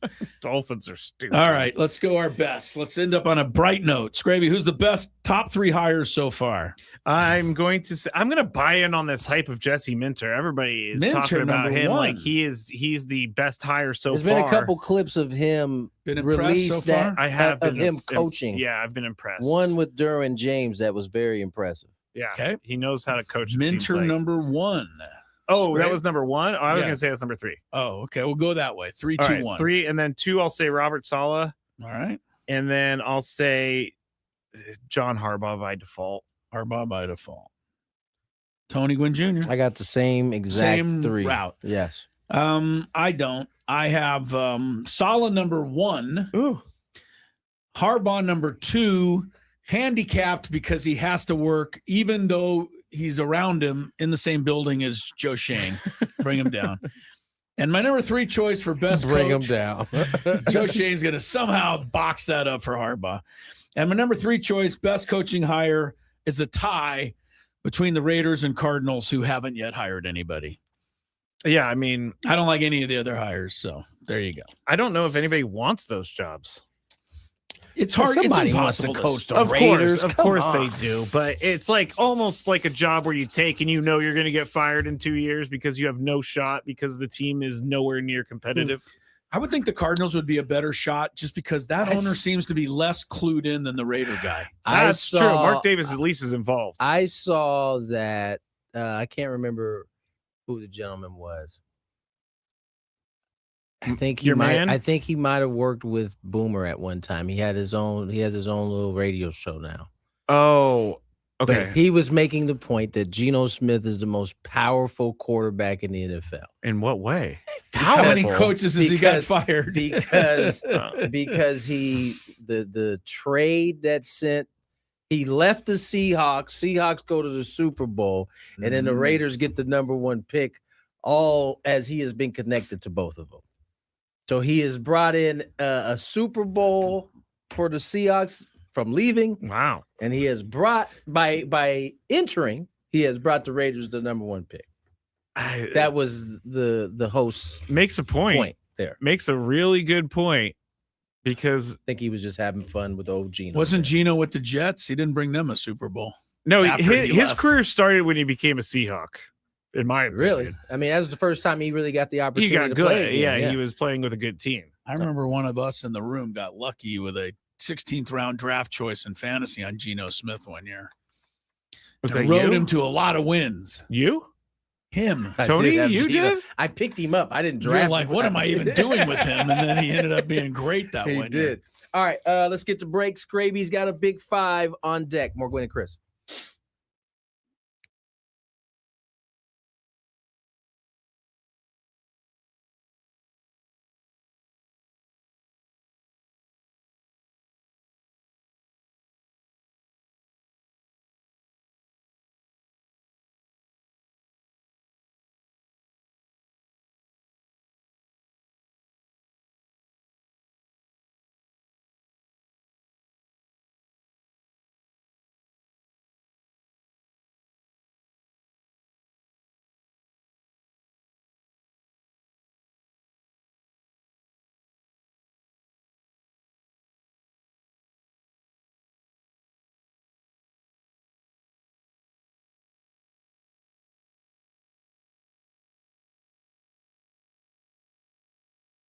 Y'all go hard. You know, old Dan Campbell be over there telling y'all to bite kneecaps. So at some point, you going, you know. Wait, so do you guys go full tackle in camp? No, we would never do that. See, we going live. See, and at some point, Dan, old Dan gonna come to his senses, man, and be like, "Listen, this ain't making nobody better, brother. All right, we can still get our work in without bringing guys to the ground." Yes. I think, bro, every time when new players come to our team, they look at me, look at us during practice. They be in the locker room like, y'all practice like this all the time? Dog. I just be like, yeah, this is all I know, bro. Like, yeah. I think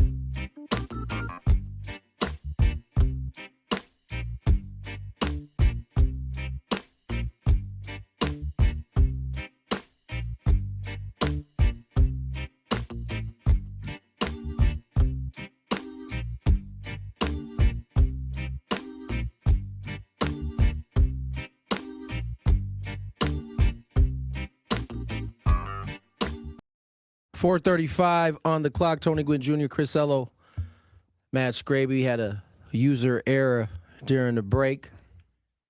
Some of y'all saw me. It's always good being on camera when you have no idea. I'm glad I didn't pick my nose or anything. I didn't know either, guys. I'm over here like trying to keep my eyelids from closing. And Scraby goes, "Oh, we just been on camera the whole time." Yeah, they said we didn't do anything. They just said Chris was snacking in studio.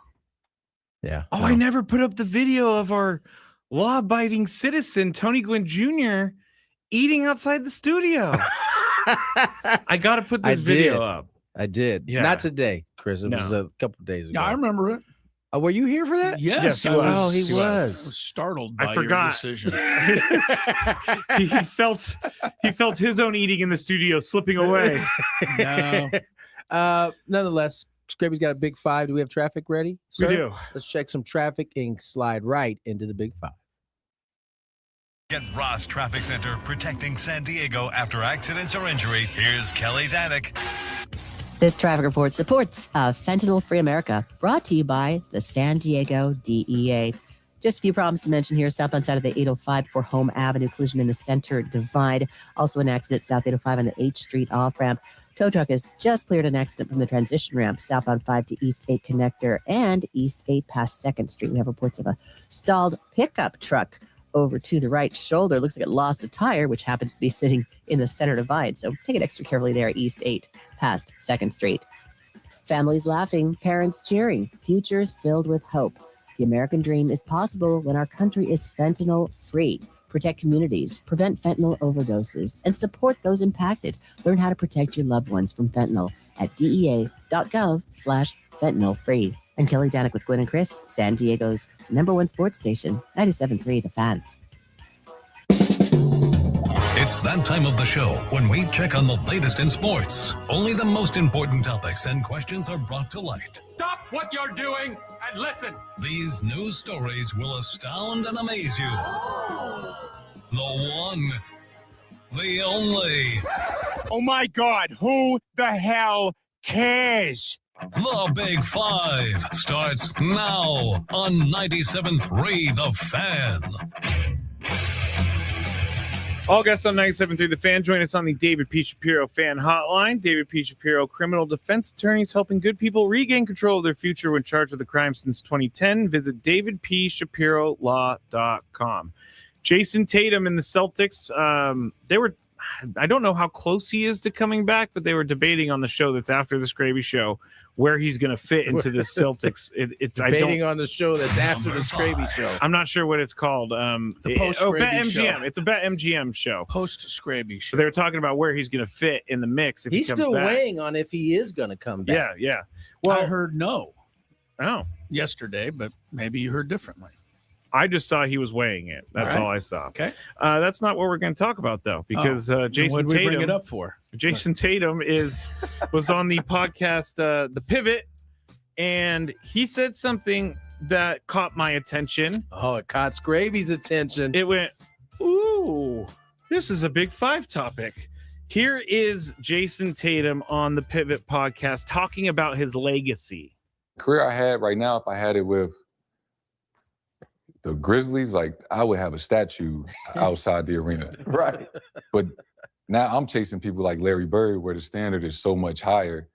And it's like, you don't want to be the great player of the Celtics that, oh, you the one guy that didn't win. Like Bill Russell, John Havlicek, Kevin McHale, like they all won a championship. So, you know, you don't want to be remembered as that guy or that team that, you know, never got it done.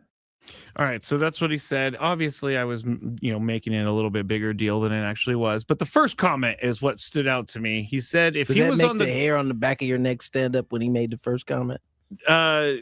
Yes, it just made me angry. I was like, "What is this guy talking about? Like, Rudy Gay doesn't get a statue, and you're going to get a statue out there, Jason Tatum. You also have to win a championship, Mr. Tatum, if you're going to in Memphis. Everybody gets a statue. If you're going Oprah's Rudy Gay didn't get a statue, and he's the best player in Grizzlies history. What is your question, young man? My question, Tony Gwynn Jr., was this a cocky comment to say that he would have a statue?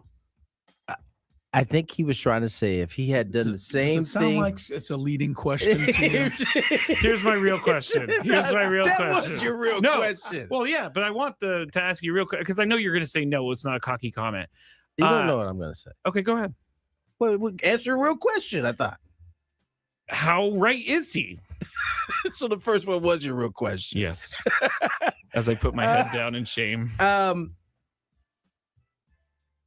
I don't think it's a cocky answer. I think he is maybe saying the quiet part out loud that the Memphis Grizzlies don't have any history. So one title there, as he has with the Celtics, would certainly be a huge deal. And he probably would have a statue. Maybe not right now. It might be a little bit of an exaggeration, but he would certainly be in line for one if he had won a title and had the same career with Memphis.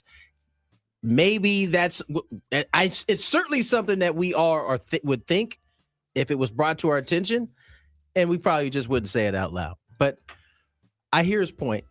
That's a lot of things that was said about the Lakers for a long time. The expectations, right? The expectations are higher for the Lakers than they are for most teams.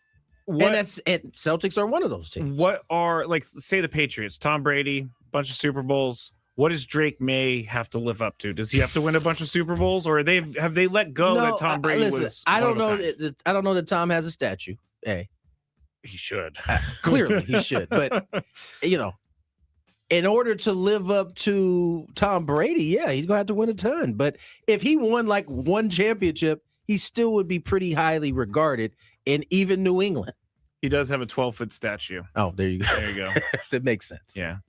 All right, Chris, what do you think about Jason Tatum in saying this?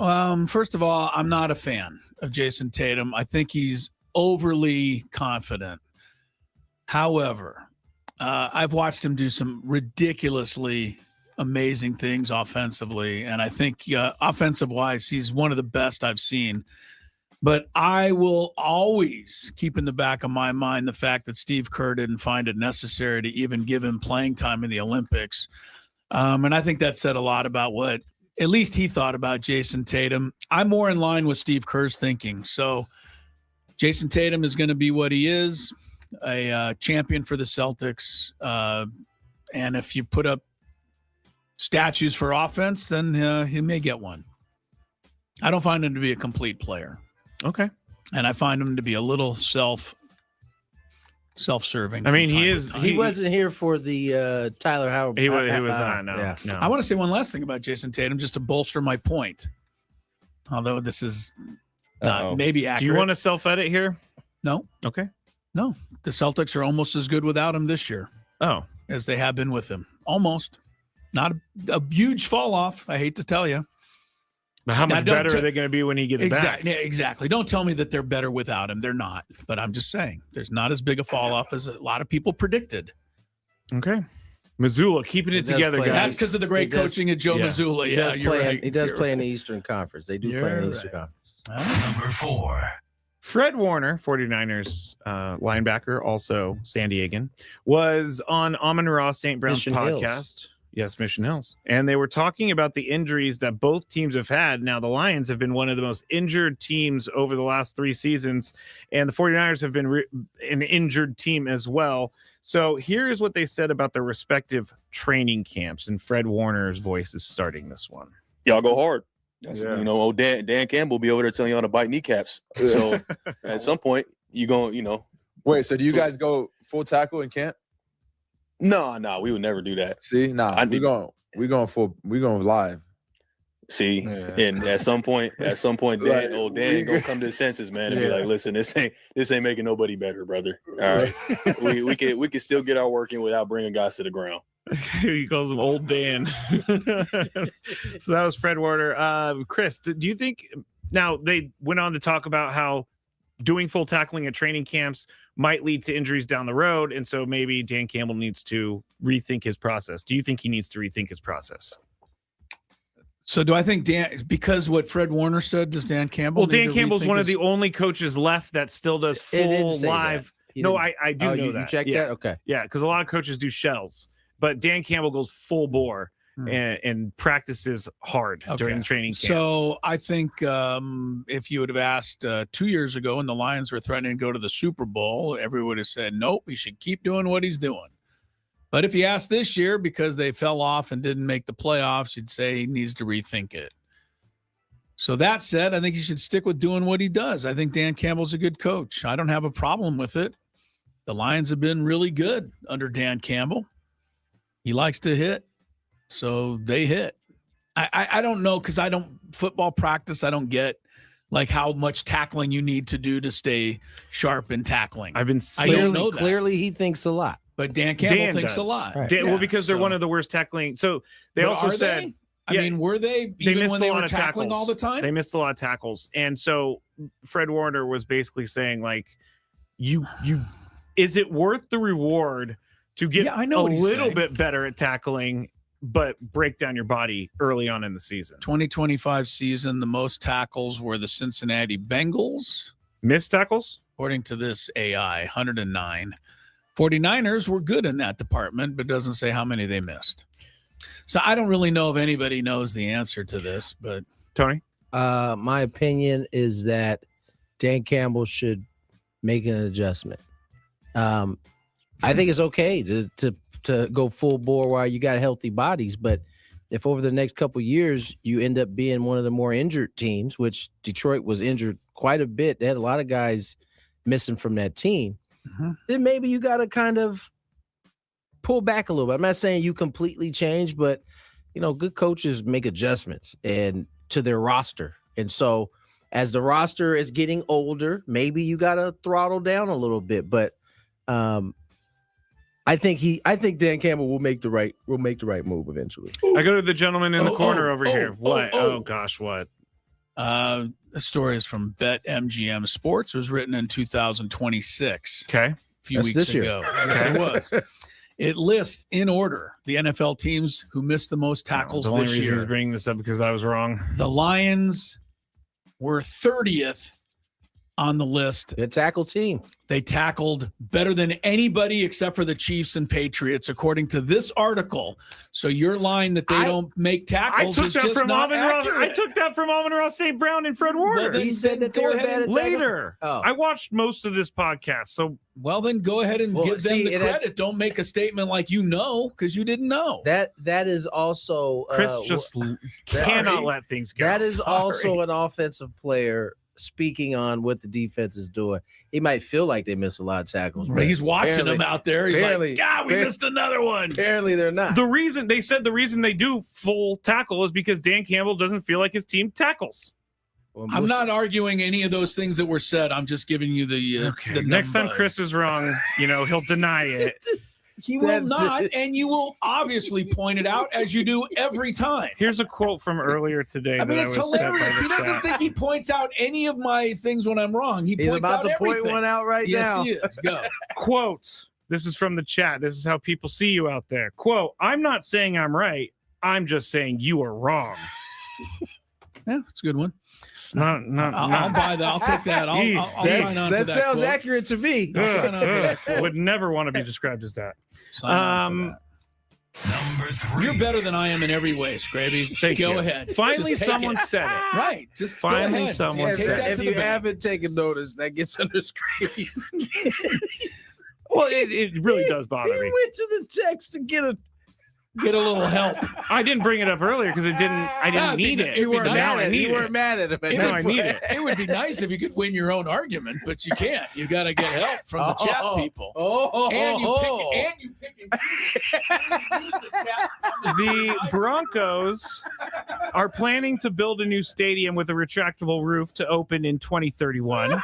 If they already had that roof, the AFC Championship game would have looked a lot different, they say. Broncos owner and CEO Greg Penner said that with cold weather and snow in the forecast for Sunday's game against the Patriots, the Broncos probably would have had the roof closed all day. Quote, we're evaluating retractable roof options. In this case, you saw all the weather this year. It was fantastic until the last game. The NFL does have guidelines on rules, blah, blah, blah, blah, blah. That being said, who knows if that would have had an outcome on the game if the roof was closed. Either way, this would have been more around just what was going to be good for the fans because it was rough. Tony, do you think a roof would have changed the results of the AFC Championship? I don't know if it changed the result.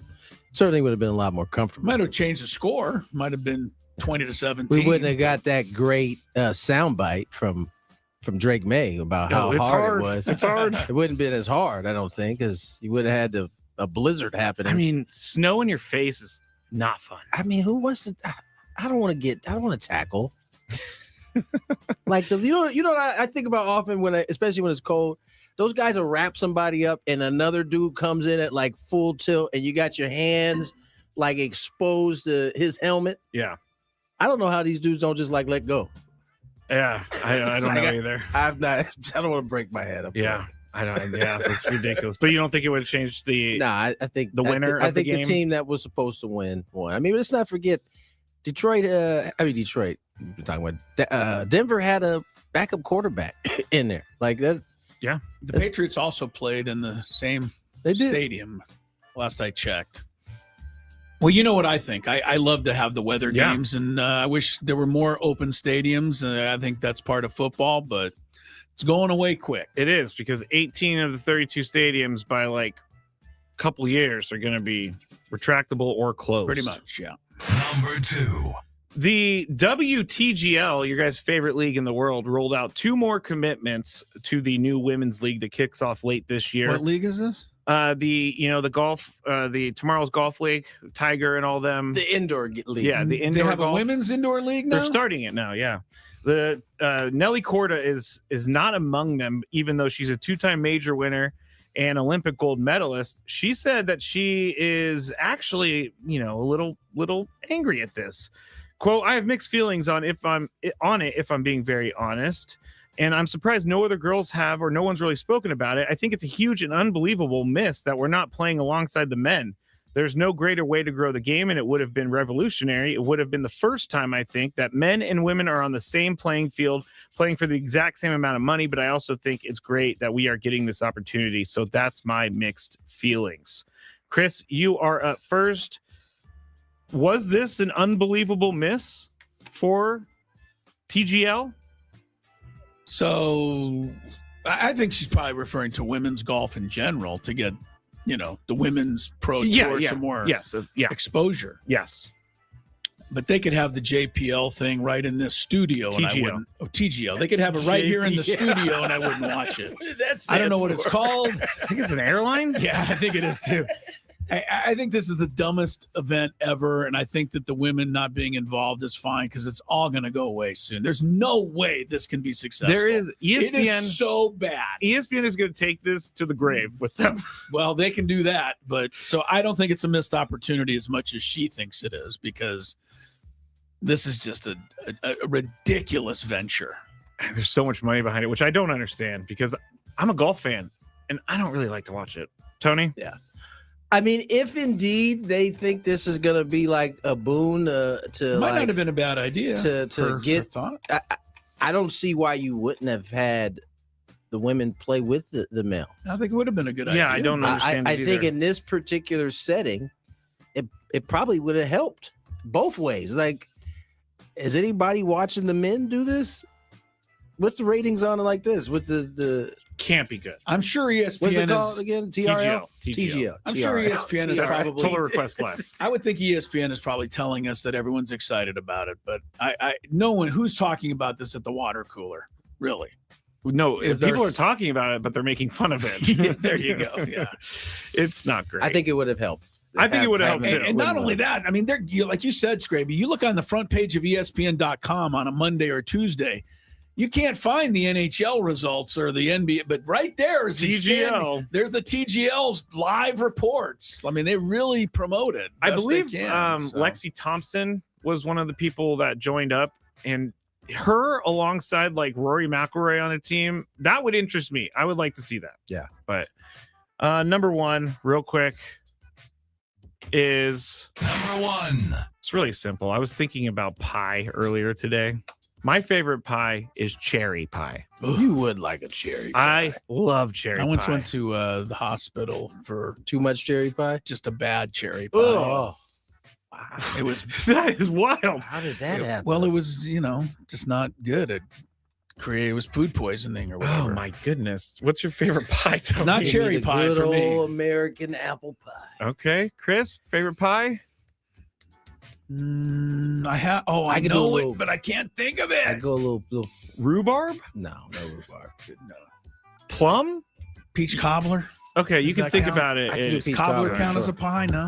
More. Hey, it's Ben and Woods, and we're not just a radio.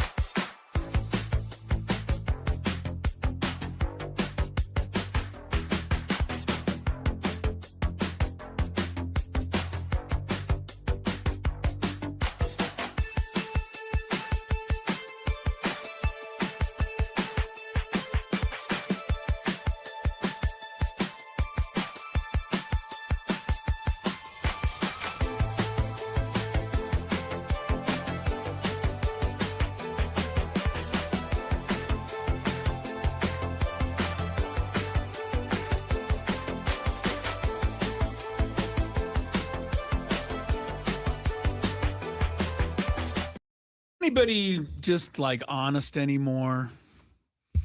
Does anybody not take advantage of the situation when That's a great point. You've got the upper hand? I don't feel like anybody passes on it anymore. Nobody passes on it. Well, I'm going to talk about it. Tony brought this up in the break, and I think it's interesting. 5:01 is the time. Chris Ello, Tony Gwynn Jr., Scraby, the most honest guy in the building, right over there. Scraby never takes a chance to get into the happy hour. I'm honest, Dave. Now, I think you actually are, compared to a lot of the stories and everything that we hear and we read about on a daily basis.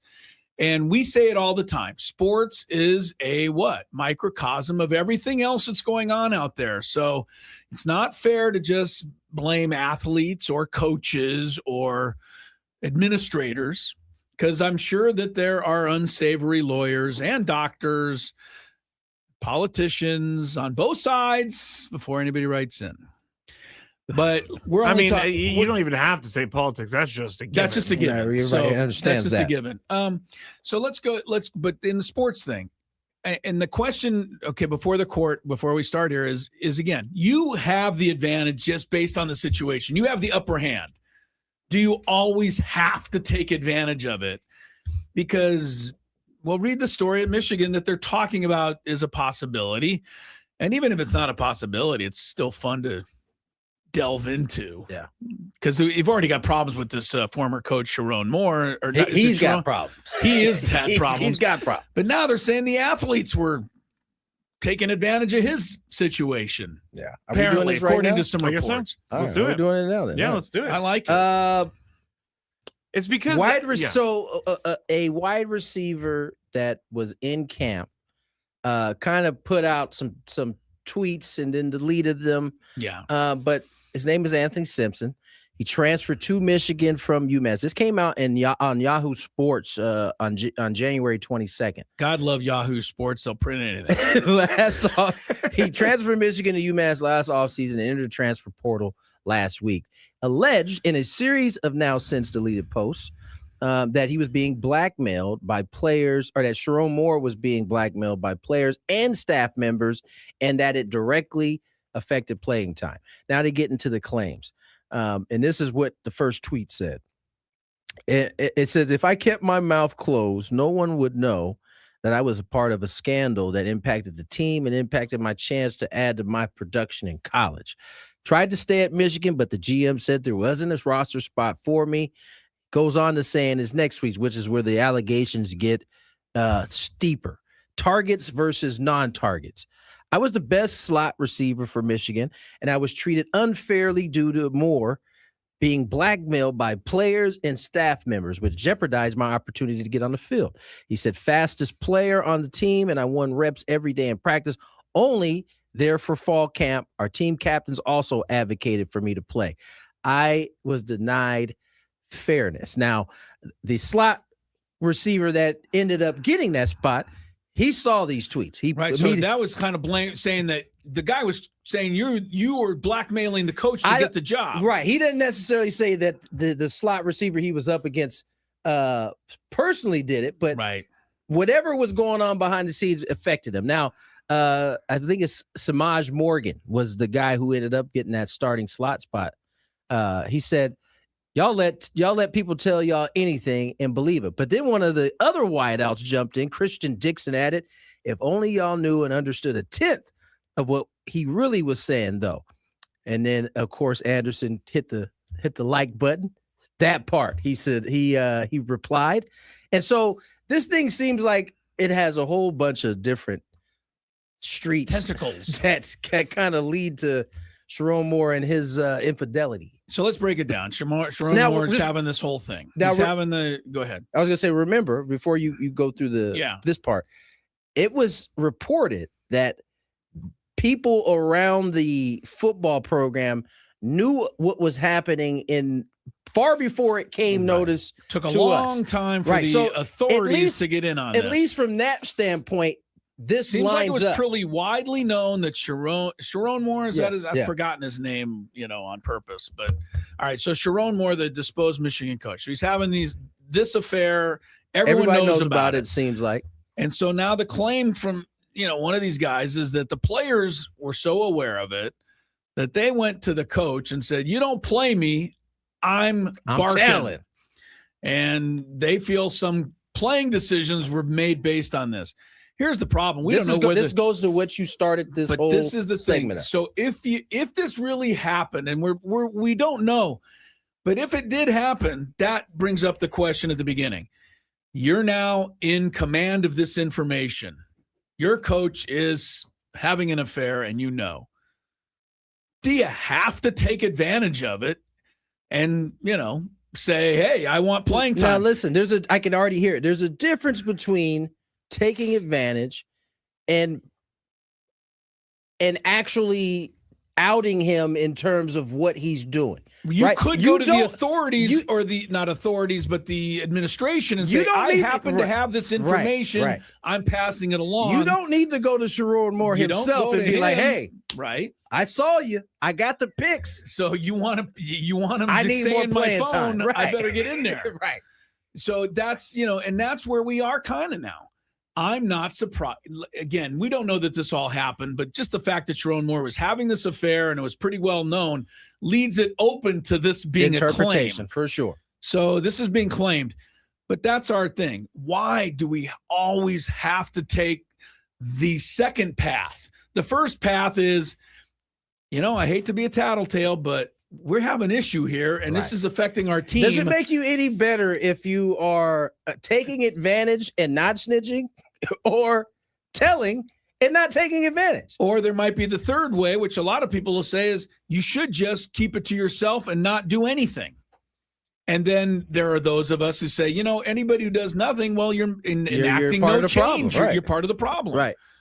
All right, Scrabe, we're going to go to Mr. Honest Abe. Thank you. Honest Abe. What do you think about this situation, and where do we go here? Because I think most of us feel that the guys would take advantage, which is probably what they might have done. I mean, this is kind of the environment we have That's set the up. environment we've set up. Very true. The first thing that came to mind was, how do you get to the top? Step on everybody. Do you have to get to the top? That's how it seems like, because there's a lot of people in powerful positions that have stepped on people on the way up. Have been willing to throw others under the bus for their own. Sure. That's true. Yeah. I personally would not do that. I would not use it as blackmail, because I could not live with myself ruining a family. That's not my job to ruin the family. So then you wouldn't report it either, though. I wouldn't. So you would just keep it quiet, because he was just just having an affair. Well, no, but you the just knife stuff, the knife and the breaking in, entering, and imprisoning didn't happen until much later. Yeah, he thought his life was over at that point. You happen to be out one night, and the coach is over in the corner canoodling, and now you are the only one that has this. I don't want anything to do with that. You don't want to know. No, because it will turn into something bigger, and then something bad is going to happen to me, like this. And now they're going to probably investigate at the school, and some of these players might get in trouble. I mean, listen, man, this is unfortunately not a new situation in terms of the workplace, especially in sports. I mean, this kind of thing happens. The only thing, and this is very, very wistful thinking on my part here, and I'm wait to hear it. And I'm not,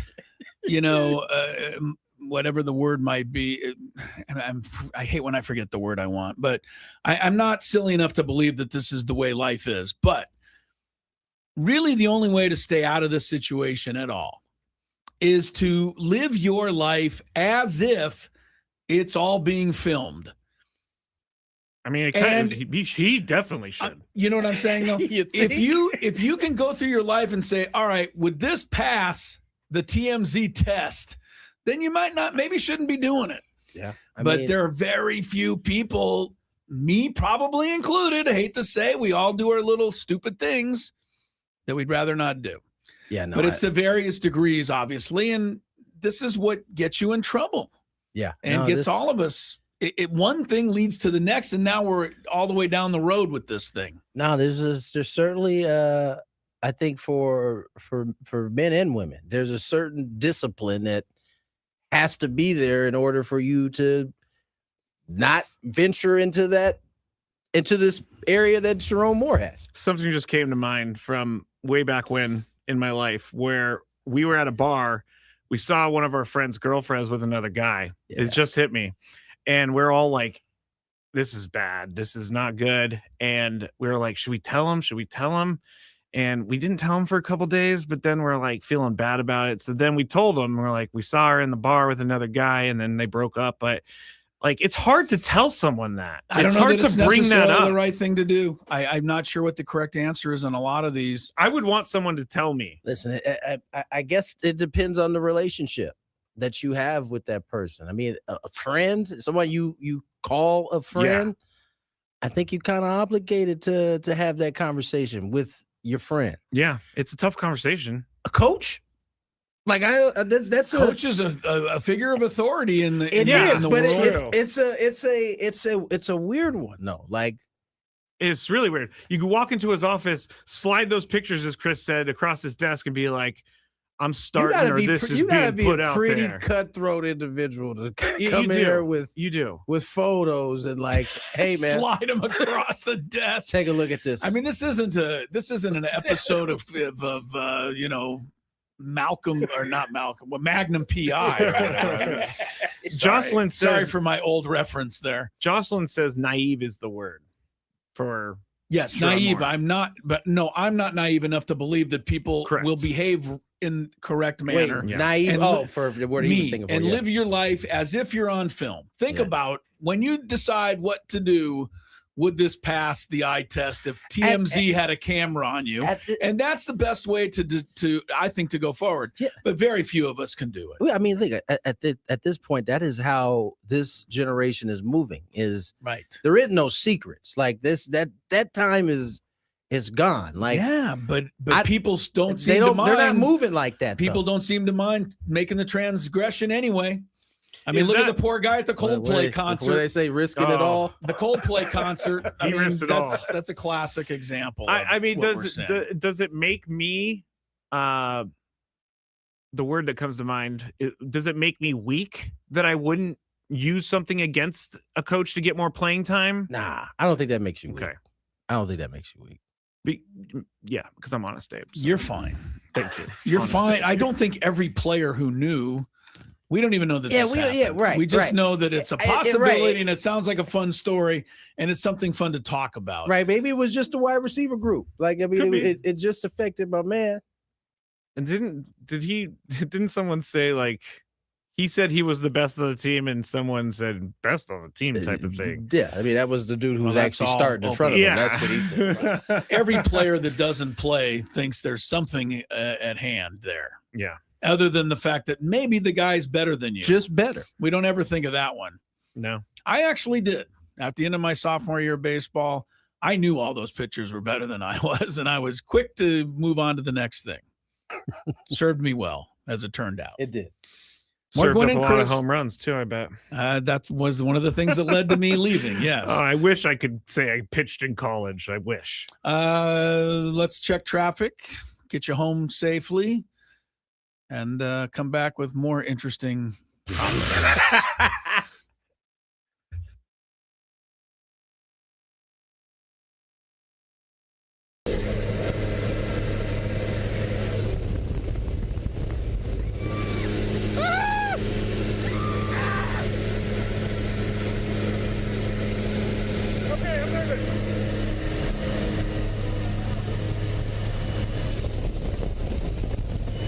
Stay low. Hands on the heart.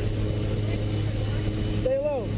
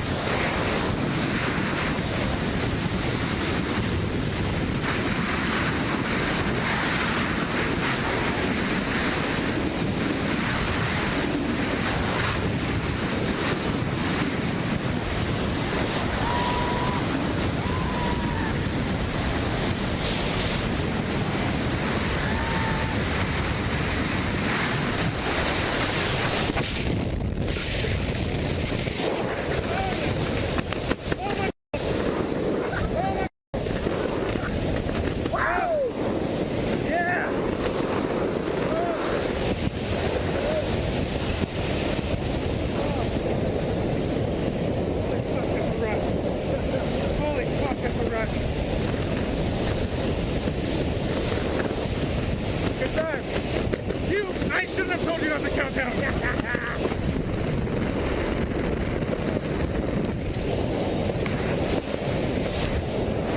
That was pretty fucking awesome. Okay, take goggles down to your neck. Crash landing, huh? We're gonna crash land. More or less. We're gonna hit the ground. Keep my knee. All the way back. Pick up. Punch up. Right on all the way down. Right that brake. All the way. Here we go. Up there.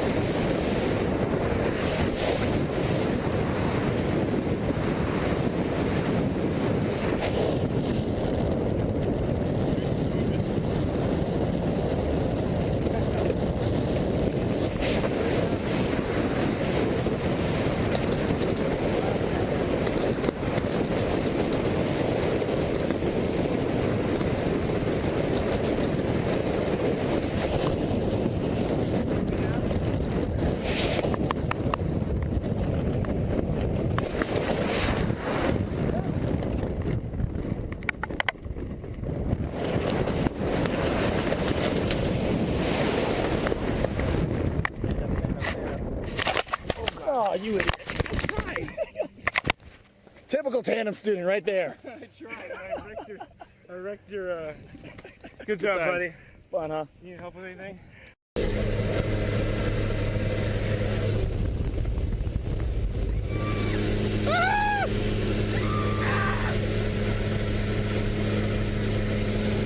Okay, I'm nervous.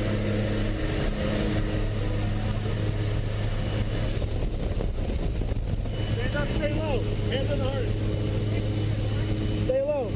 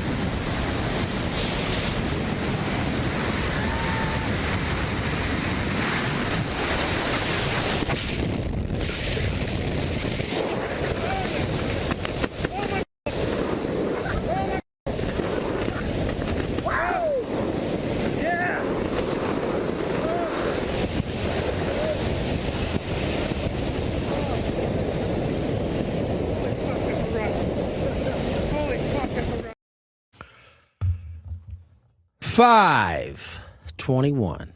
on the clock. Tony Gwynn Jr., Chris Ello, Matthew Scraby.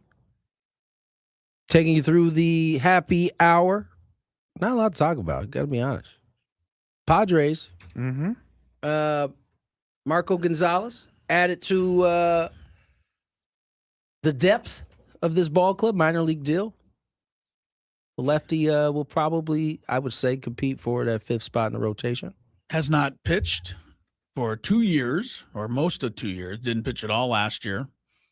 Only 7 games in 2024 with Pittsburgh. So trying to come back at the age of 33 today, 34 by the time spring training starts. It's a no-lose situation. Correct. As far as I'm concerned.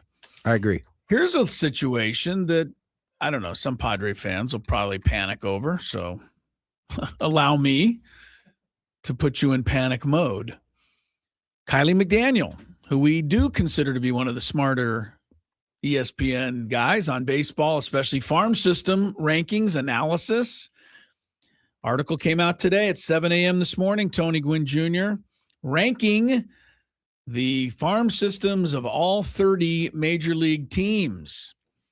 The Milwaukee Brewers, according to Kylie McDaniel, have the best farm system, followed by the Cleveland Guardians and Pittsburgh Pirates. Pirates are always up there. In fact, they have Connor Griffin, who's the #1 overall prospect right now. A little shortstop, right? And my goodness, the Pirates have had a lot of #1 prospects recently. Of course, I guess they should, since they draft 1st or 2nd every year. Yes, they do. The Dodgers are 4th. So for everybody who says the Dodgers have the best, Kylie McDaniel says they're good, but they're number 4. But that's not what we're talking about this list. We're talking about this list because you will have carpal tunnel syndrome scrolling down to find the Padres name here. By the time you get to it, because the Padres, out of 30 teams in Major League Baseball, rank 30th. Do the Padres really have the worst farm system in baseball? Well, according to Kylie McDaniel, they do. Now, we know, first of all, that the Padres have traded a ton of young talent away to get the kind of players and on the big league roster they have. So it's understandable. Ethan Salas is the highest ranked prospect, but whereas he was like, number 6 or 7 a couple of years ago, maybe even higher than that, he's now the 110th ranked prospect. Not quite sure why that is, because of injuries. Yeah. Padres apparently, I could read what he said here, but I think you're going to probably figure it out. He's ranking them 30th. But he says before 2024, they had the 4th ranked system, and now they've traded everybody away. So I guess we just fold up the franchise, or what do we do about this? These lists are, I can't say what I want to say, bull junk. Okay. Because ultimately they were 26 last year. They still found a way to get what they needed to get. Right. Teams seem to want their players. Matter of fact, every year since 2020, going back to 22, maybe even going back to 20. All these, they have been able to make a move despite, now granted, 20, because before 24, they had kind of dropped off in terms of where they were from a 1 through 30 prospects. Then they dropped off, got back up in 24 to, what do you say, 4th? And they were 4th, yeah. And then 2 years ago. By 25, they had already dropped down. But that's why these lists are bull junk, because once you get to the season, especially a guy like Schoolcraft and Mayfield, who haven't really been seen. We haven't even seen them yet. They look any decent. Go right now. up. All of a sudden, you got 2 guys in the top 100. And I just think the Padres have had no problem drafting guys, developing them in a way that other teams desire, and then been able to move them. Well, I do, and I don't respect a lot of these guys, as you know. I call them out often. But Kylie McDaniel, I do respect him. And he has to listen, I respect you too, Kylie. No, he has to put somebody 30th. You got to do it. And I get where he thinks he's going, because the Padres have dealt so many young players. What he's away. saying is actual fact. Sounds like we are probably more barren than we have ever been because so many guys have departed. Here's the deal. But there's no way of knowing which guys are going to catch the interest of other teams this year. And like you said, Tony, the Padres always seem to have guys that people want. I'm not saying that Kylie's wrong because I don't think he is. This is what the information that he had at the end of the season. Right. But so much changes even from October to the time you get to spring training with these guys. And then once you get into the season, so much more changes. So, it's nobody wants to be 30th, but no one wants to be 30th. Yeah, but it doesn't necessarily have to mean that. Here are some prospects that have been traded away, and tell me if you are missing them. Okay, this is an even better point that he's about to make right here. Michael King. That one's a good one. Let's go. We didn't trade him. Trade for him. The prospects that we traded away, there weren't really many prospects. Just name the prospects that we traded away. If you read off all the people we traded away, you're not going to even remember half of them. It was Dylan Head, Jacob Marcy, Nathan Martorella, Wu Suk Go for Luis Ariz. The one guy you're missing there right now is Marcy. He went crazy the second half of last season. He did. For the Jason Adam trade, you did Dylan Lesko, Homer Bush Jr., and JD Gonzalez. Not missing any of them. In the Tanner Scott trade, you sent Robbie Snelling, Adam Major, Graham Pauly, and Jay Bashirs. Whatever happened to Snelling? I thought he was a can't miss. Yeah, I did too. Haven't heard of any of the four do anything at the big league level. Mason Miller, this was the most recent, obviously. Leo Dallas DeVries. Yeah, that one's still out. Right. Braden Nett.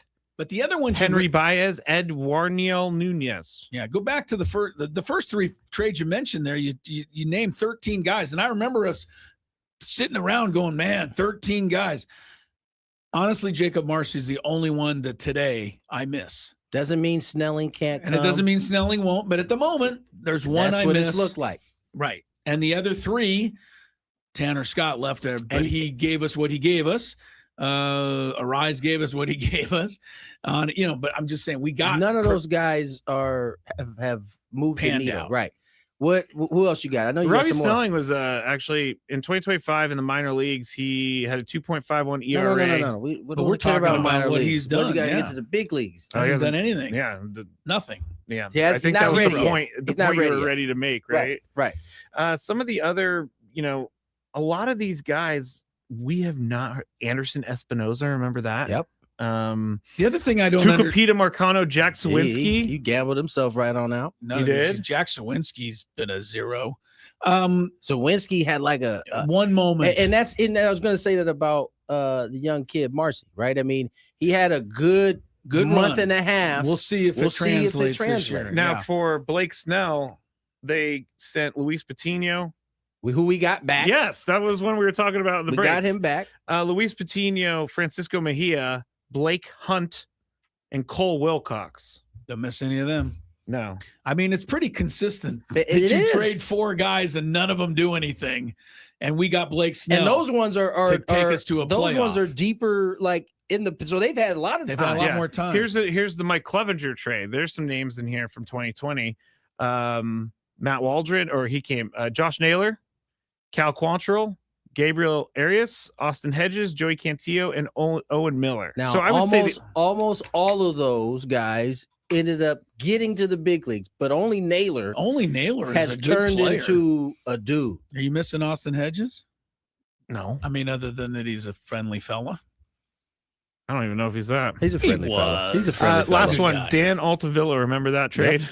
This is Seattle. Yes, it was the Dan Altavilla, Austin Adams, Austin Nola trade for Taylor Trammell, who's still trying to find his way, Ty France, Luis Torrens, and then this one hurts, Andres Munoz.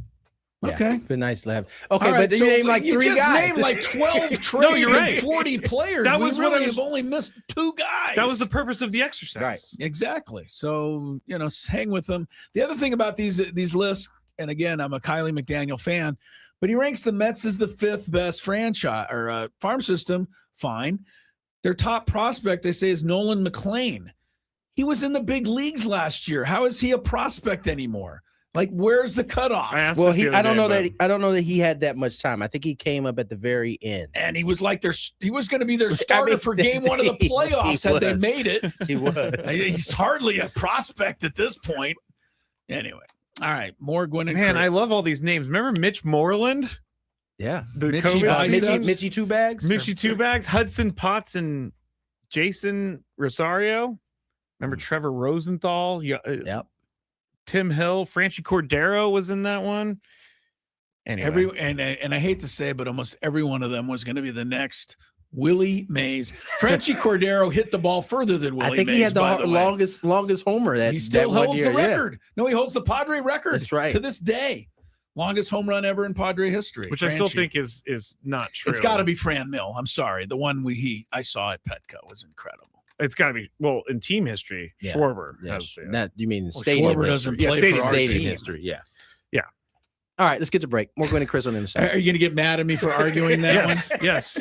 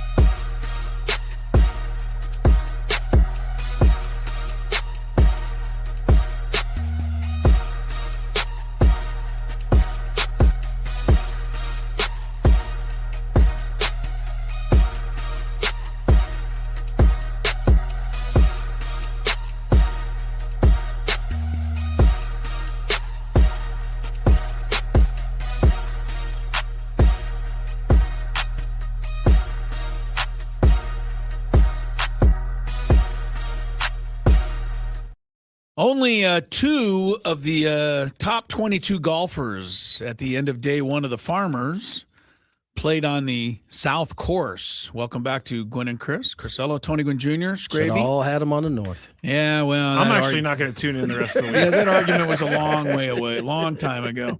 Top guys on the South Course today were Seamus Power. Oh, I love Seamus Power. I'm sure you do. I do. He was 7 I love under. that name. He was 7 under. Max McGreevy was 6 under. And after that, if you played the South Course, forget about it. It's all North Course, led by Justin Rose, the Brit. How old is the Brit? He's got to be closing in on 50. Yeah, I saw the 62 today. Boy, would that be fun. That would be 10 fun. under par to lead the pack. Hideki Matsuyama's up there at 8 under. So he's you got a couple of guys on there. I think he's about to turn 46. Oh, Justin? Yeah, Justin Rose. Some of the other names that you would be keeping an eye on out there if you're going out tomorrow, the weekend. +1 on the South Course, much tougher. +1 today for the likes of Xander Schauffele and also Brooks Koepka. Defending champ Harris English. Our guy Charlie Hoffman ended up with a 1 under 71 on the North Course. Charlie. Right. But you know Charlie owns the South Course. He'll be good tomorrow. Go ahead, Scrape. Biggest fan, guys. Biggest fan? Scraby. Let's do it. All right, I got it. I'm right here. No, I got it. Okay.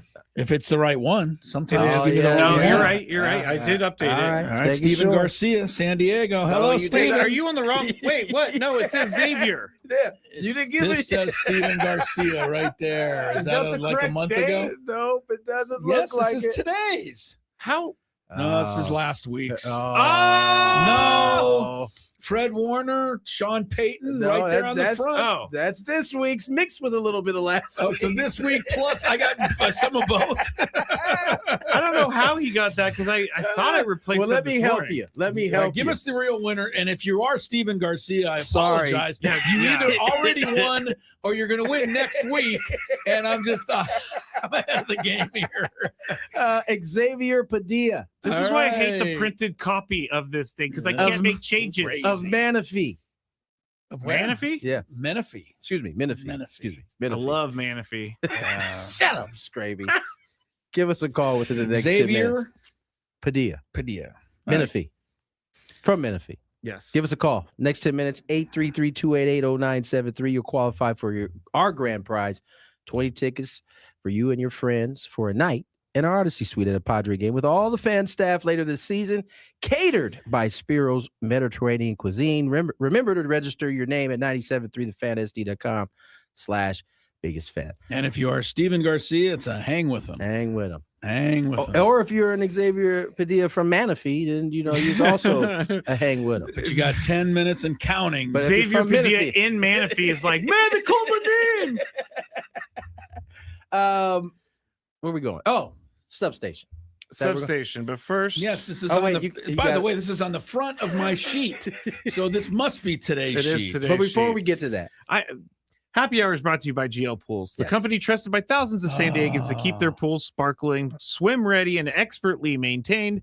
Call GL Pools now and say radio for a free month of service. I could have used GL Pools this morning. Our pool at the little place over here was filled with leaves and stuff. Come on. yeah, a little clean Did you job. swim GL through Pools them? would never allow that to happen. No, huh? absolutely Heck not. no. I swim right through it. Yeah. Reminder, Kevin Vance, Aztecs baseball coach, will join us tomorrow. Oh, good. I was looking forward to 2:40. that. I'm actually headed over there to talk to the team after we get off the air here. Really? You Get a are chance going to see do him. a little. You know what you should do? I mean, I just go straight Mike McDonald on these kids.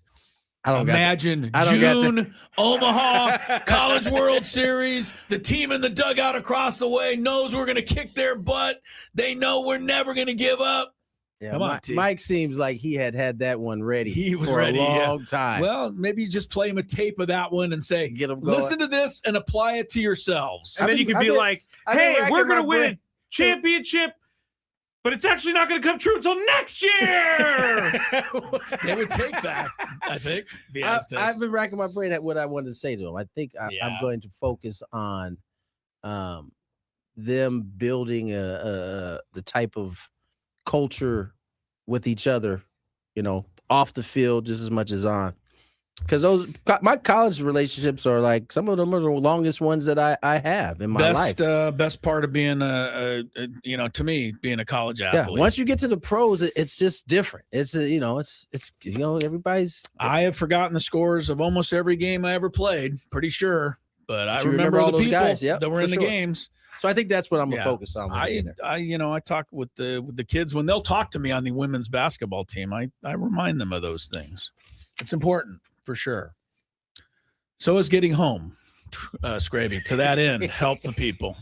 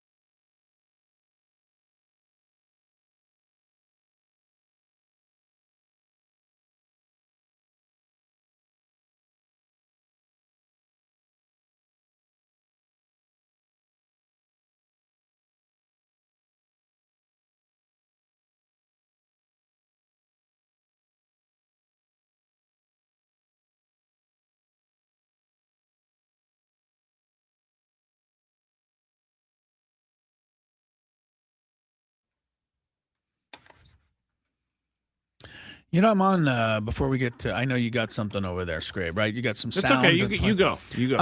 I just was looking at. For some reason, I popped onto NFL.com here, and I didn't realize this, but if I subscribe, so it's going to cost me to NFL Plus Premium. Yes. Oh yes, I could watch a replay of last Sunday's AFC Championship game. How many people would watch the whole replay of that game, knowing everything that already happened? You think is that a fair amount, or is this just like really? I think I got to pay for the privilege. I think more people buy it because they're football nerds and they want to get the other angles. Yeah, I get it. What is this for? For the NFL. But if you have Premium NFL Plus Premium, you can watch a replay of the game. You can also, and here's another one: Denver versus New England in 2023, Week 16. You could watch the game. Awesome. Right. Serious? You're going to sit down for 3 hours watch a game that was played 3 years ago? I mean, if you're watching random regular season games from like 8 years ago, like I can understand watching a game that was a classic and your team got just one. a random Week 6. Or maybe it's right. You won the NFC Championship in 1984 and you don't remember the game exactly. It'd be fun to watch a little of that maybe. Anyway, just find it interesting. Some of the things, the things that are available I think out we there. It almost feels like things are so easy to get now that we just click things. I feel like that's part of it. There was a time where you had to like actually get in your car, drive somewhere, have the money or the car, whatever. Now it's so easy just to like within 5 clicks of your computer. 5. Do you know how many? You know how much? And that's including turning it on, right? I mean, I used to drive an hour and a half to the only sports memorabilia, but sports gear. The only one in Los Angeles County. It was out in Studio City. Took 45 minutes, with traffic longer, just to maybe get a sticker for my car that had the Dolphin logo on it. Yeah. It's the best they had. Now, right? I'm 2 clicks from any item I want. Anything you want. And it will be there tomorrow. If my wife orders it, if I order it, it'll be there in 2 weeks. I think that's where the TV game has us locked. Right. Is that even though you are cutting the cable, right? They give you all these packages with different things on it on different streaming services. Insane. And all you got to do is a couple clicks and you're done. You got it. Crazy what you can get now. Bears assistant general manager Ian Cunningham, no longer Bears assistant general manager. He's now Falcons general manager. Moving on up to find out what Mr. Klug thinks about that one. He probably, loves it. He loves it. He loves everything. Everything they're doing right now. Stefanski. Why does he love everything? I think he's talking himself into it. I 100% think he's talking himself. Cunningham is 40 years old. He's been the Bears' assistant since 2022. It's funny, though, when you think about the job that he and who's the guy above him, Ryan something or other, the Bears GM. Ryan Poles. Right. Ryan, what was his name? Poles. He was a dummy until. Wow. Oh, no, I'm just saying he was dumb, right? Everything he did was stupid. The Bears stunk. He hired bad coaches. He didn't know anything until Caleb Williams fell to them the first pick. Now, all of a sudden, the Bears are one of the smartest franchises in football. Even then, the jury was still out because he was one of the GMs on a hot seat coming into this year. It's so crazy how quick. He got Ben Johnson to come on board. Ben Johnson plus Caleb Williams, and now it looks like Ryan Poles knows exactly how to build a Super Bowl roster. He's like, I was telling you guys, you just had to wait. Yeah. I never totally get. Certain people right up at the right place at the right time, and the opposite can be true. Listen. So we'll see what I will Ian say, Cunningham with the Falcons. What I will say is that we have seen teams completely fumble their pick. Yes, and then it's all she wrote. But most people who pick at number 1 overall, take the pick that everyone kind of says you're supposed to take. So I don't did the Bengals really just outsmart everybody with Joe Burrow? What about the Browns? Well, right. But everyone told the Browns to take all of those stupid quarterbacks. I will say. And so they took them. And then they proved to be bad. But was that the Browns' fault? I will say, as it pertains to Baker, remember that kind of came out of nowhere. Baker wasn't the first pick after the postseason of college ended. Was there some? It wasn't until we started getting into it that it was gradual. And all of a sudden, we're talking Baker Mayfield first pick. Now, that doesn't happen a lot. Most of the time, it's a consensus first pick. Right. So you're the number one team. You kind of the Raiders kind of have to take Mendoza or trade him or something. Right. If they don't and they pick some tackle from somewhere, even if that's better for them, everyone's going to, what in the world are you doing? Right. I think one of the first overall picks that shocked me was I thought Reggie Bush was going number 1 overall for sure. That was Vince Young, Mario right? Williams. Oh, it was Mario Williams. So that was kind of a departure. And I think Mario Williams probably had a better career. I don't know. Don't be sleeping I'm on Reggie. not. I tell you one thing. I sleep on Reggie, and then I see some highlights of him running back in the day. He made some pretty good runs out there. I think one of his first 1,000-yard season came with the Dolphins. Dolphins, he had some really good years. Yeah, he was good. Saints, he was good. Yeah. Where else he played? He got another. I always stop. felt like Sean Payton never used him. Let's blame it Sean Payton for sure. Sean Payton, the dummy that he should have used him. The rockhead who just ruined his relationship with Bo Nix today. If you didn't hear that story. Can we do the substation thing before we get out of here? Time. Go. You guys. So this whole thing with the 49ers substation, they finally talked to somebody who was actually there. Yeah, like Fred Warner, the guy who practices all year round. He lives there. And he's only injured because of the substation.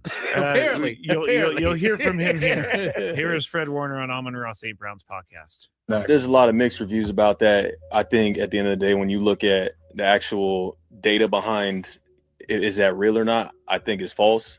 And I'll be the first to tell you because I train year round at our facility, right? And I had I'm not going to sit here and say that a substation was the reason why I got my ankle broken in half. That was a freak. That was a fluke injury, right? But before that, I had missed one game. You know what I'm saying? I had one game missed due on a fluke hammy that I had where I stepped wrong.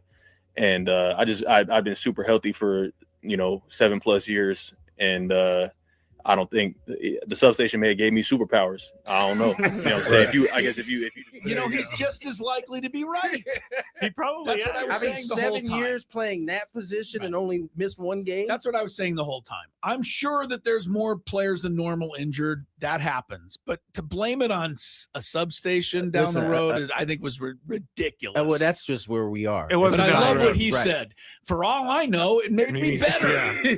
I mean, I like that. The funny thing is that we overlooked the fact that the 49ers have been in the playoffs. They've been pretty good for a while. So there's a lot of football games being played. They were even in them this year, despite 100%. The substation at full force, taking everybody out. No doubt. It's been stupid. Like John Lynch has had to waste time talking they're about actually, this. He said we would go on to say that they're actually going to spend money and do more research to kind of debunk basically that this idea. He just wants everybody to leave them alone. John Lynch, pay me $50 and I'll tell you it doesn't do anything to your team. The interesting thing is, the other thing it made me think about is that we went from a society that was kind of like we need to see it in order to believe it. Now stats and numbers are things that we just completely. I mean, this all started from, if I'm not mistaken, from a Twitter. Let me say, it took off after it was like a Twitter doctor. It's like a Twitter doctor got on there and had all these different He's numbers. like, I've been saying this for years. And everybody just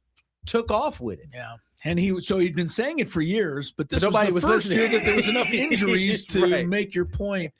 We have so many numbers now. Yeah. You guys know this. I know this. We can make whatever case we want to make now. For sure. Because it's out there if you twist it the right way. Dominic has a point. If anyone has ever seen Blues Brothers, which I have not, the reason the car has superpowers was because it was parked in an electrical closet. So it may help. That's probably why he's been such a great linebacker for so many years. I'm going to use one of your favorite lines, Scraby. What's that? You should see Blues Brothers. It's great. He was trying to tell me there was another movie that was great the Uncut other Gems. Day. Oh, yeah. He was. Have you seen Uncut Gems? It's a good movie. Great. You'll enjoy Blues Brothers a whole lot more. A lot funnier. See you tomorrow, everybody. Oh, gosh. You haven't seen Blues Brothers? I told you to go see it. Here comes the Chronicles. Next.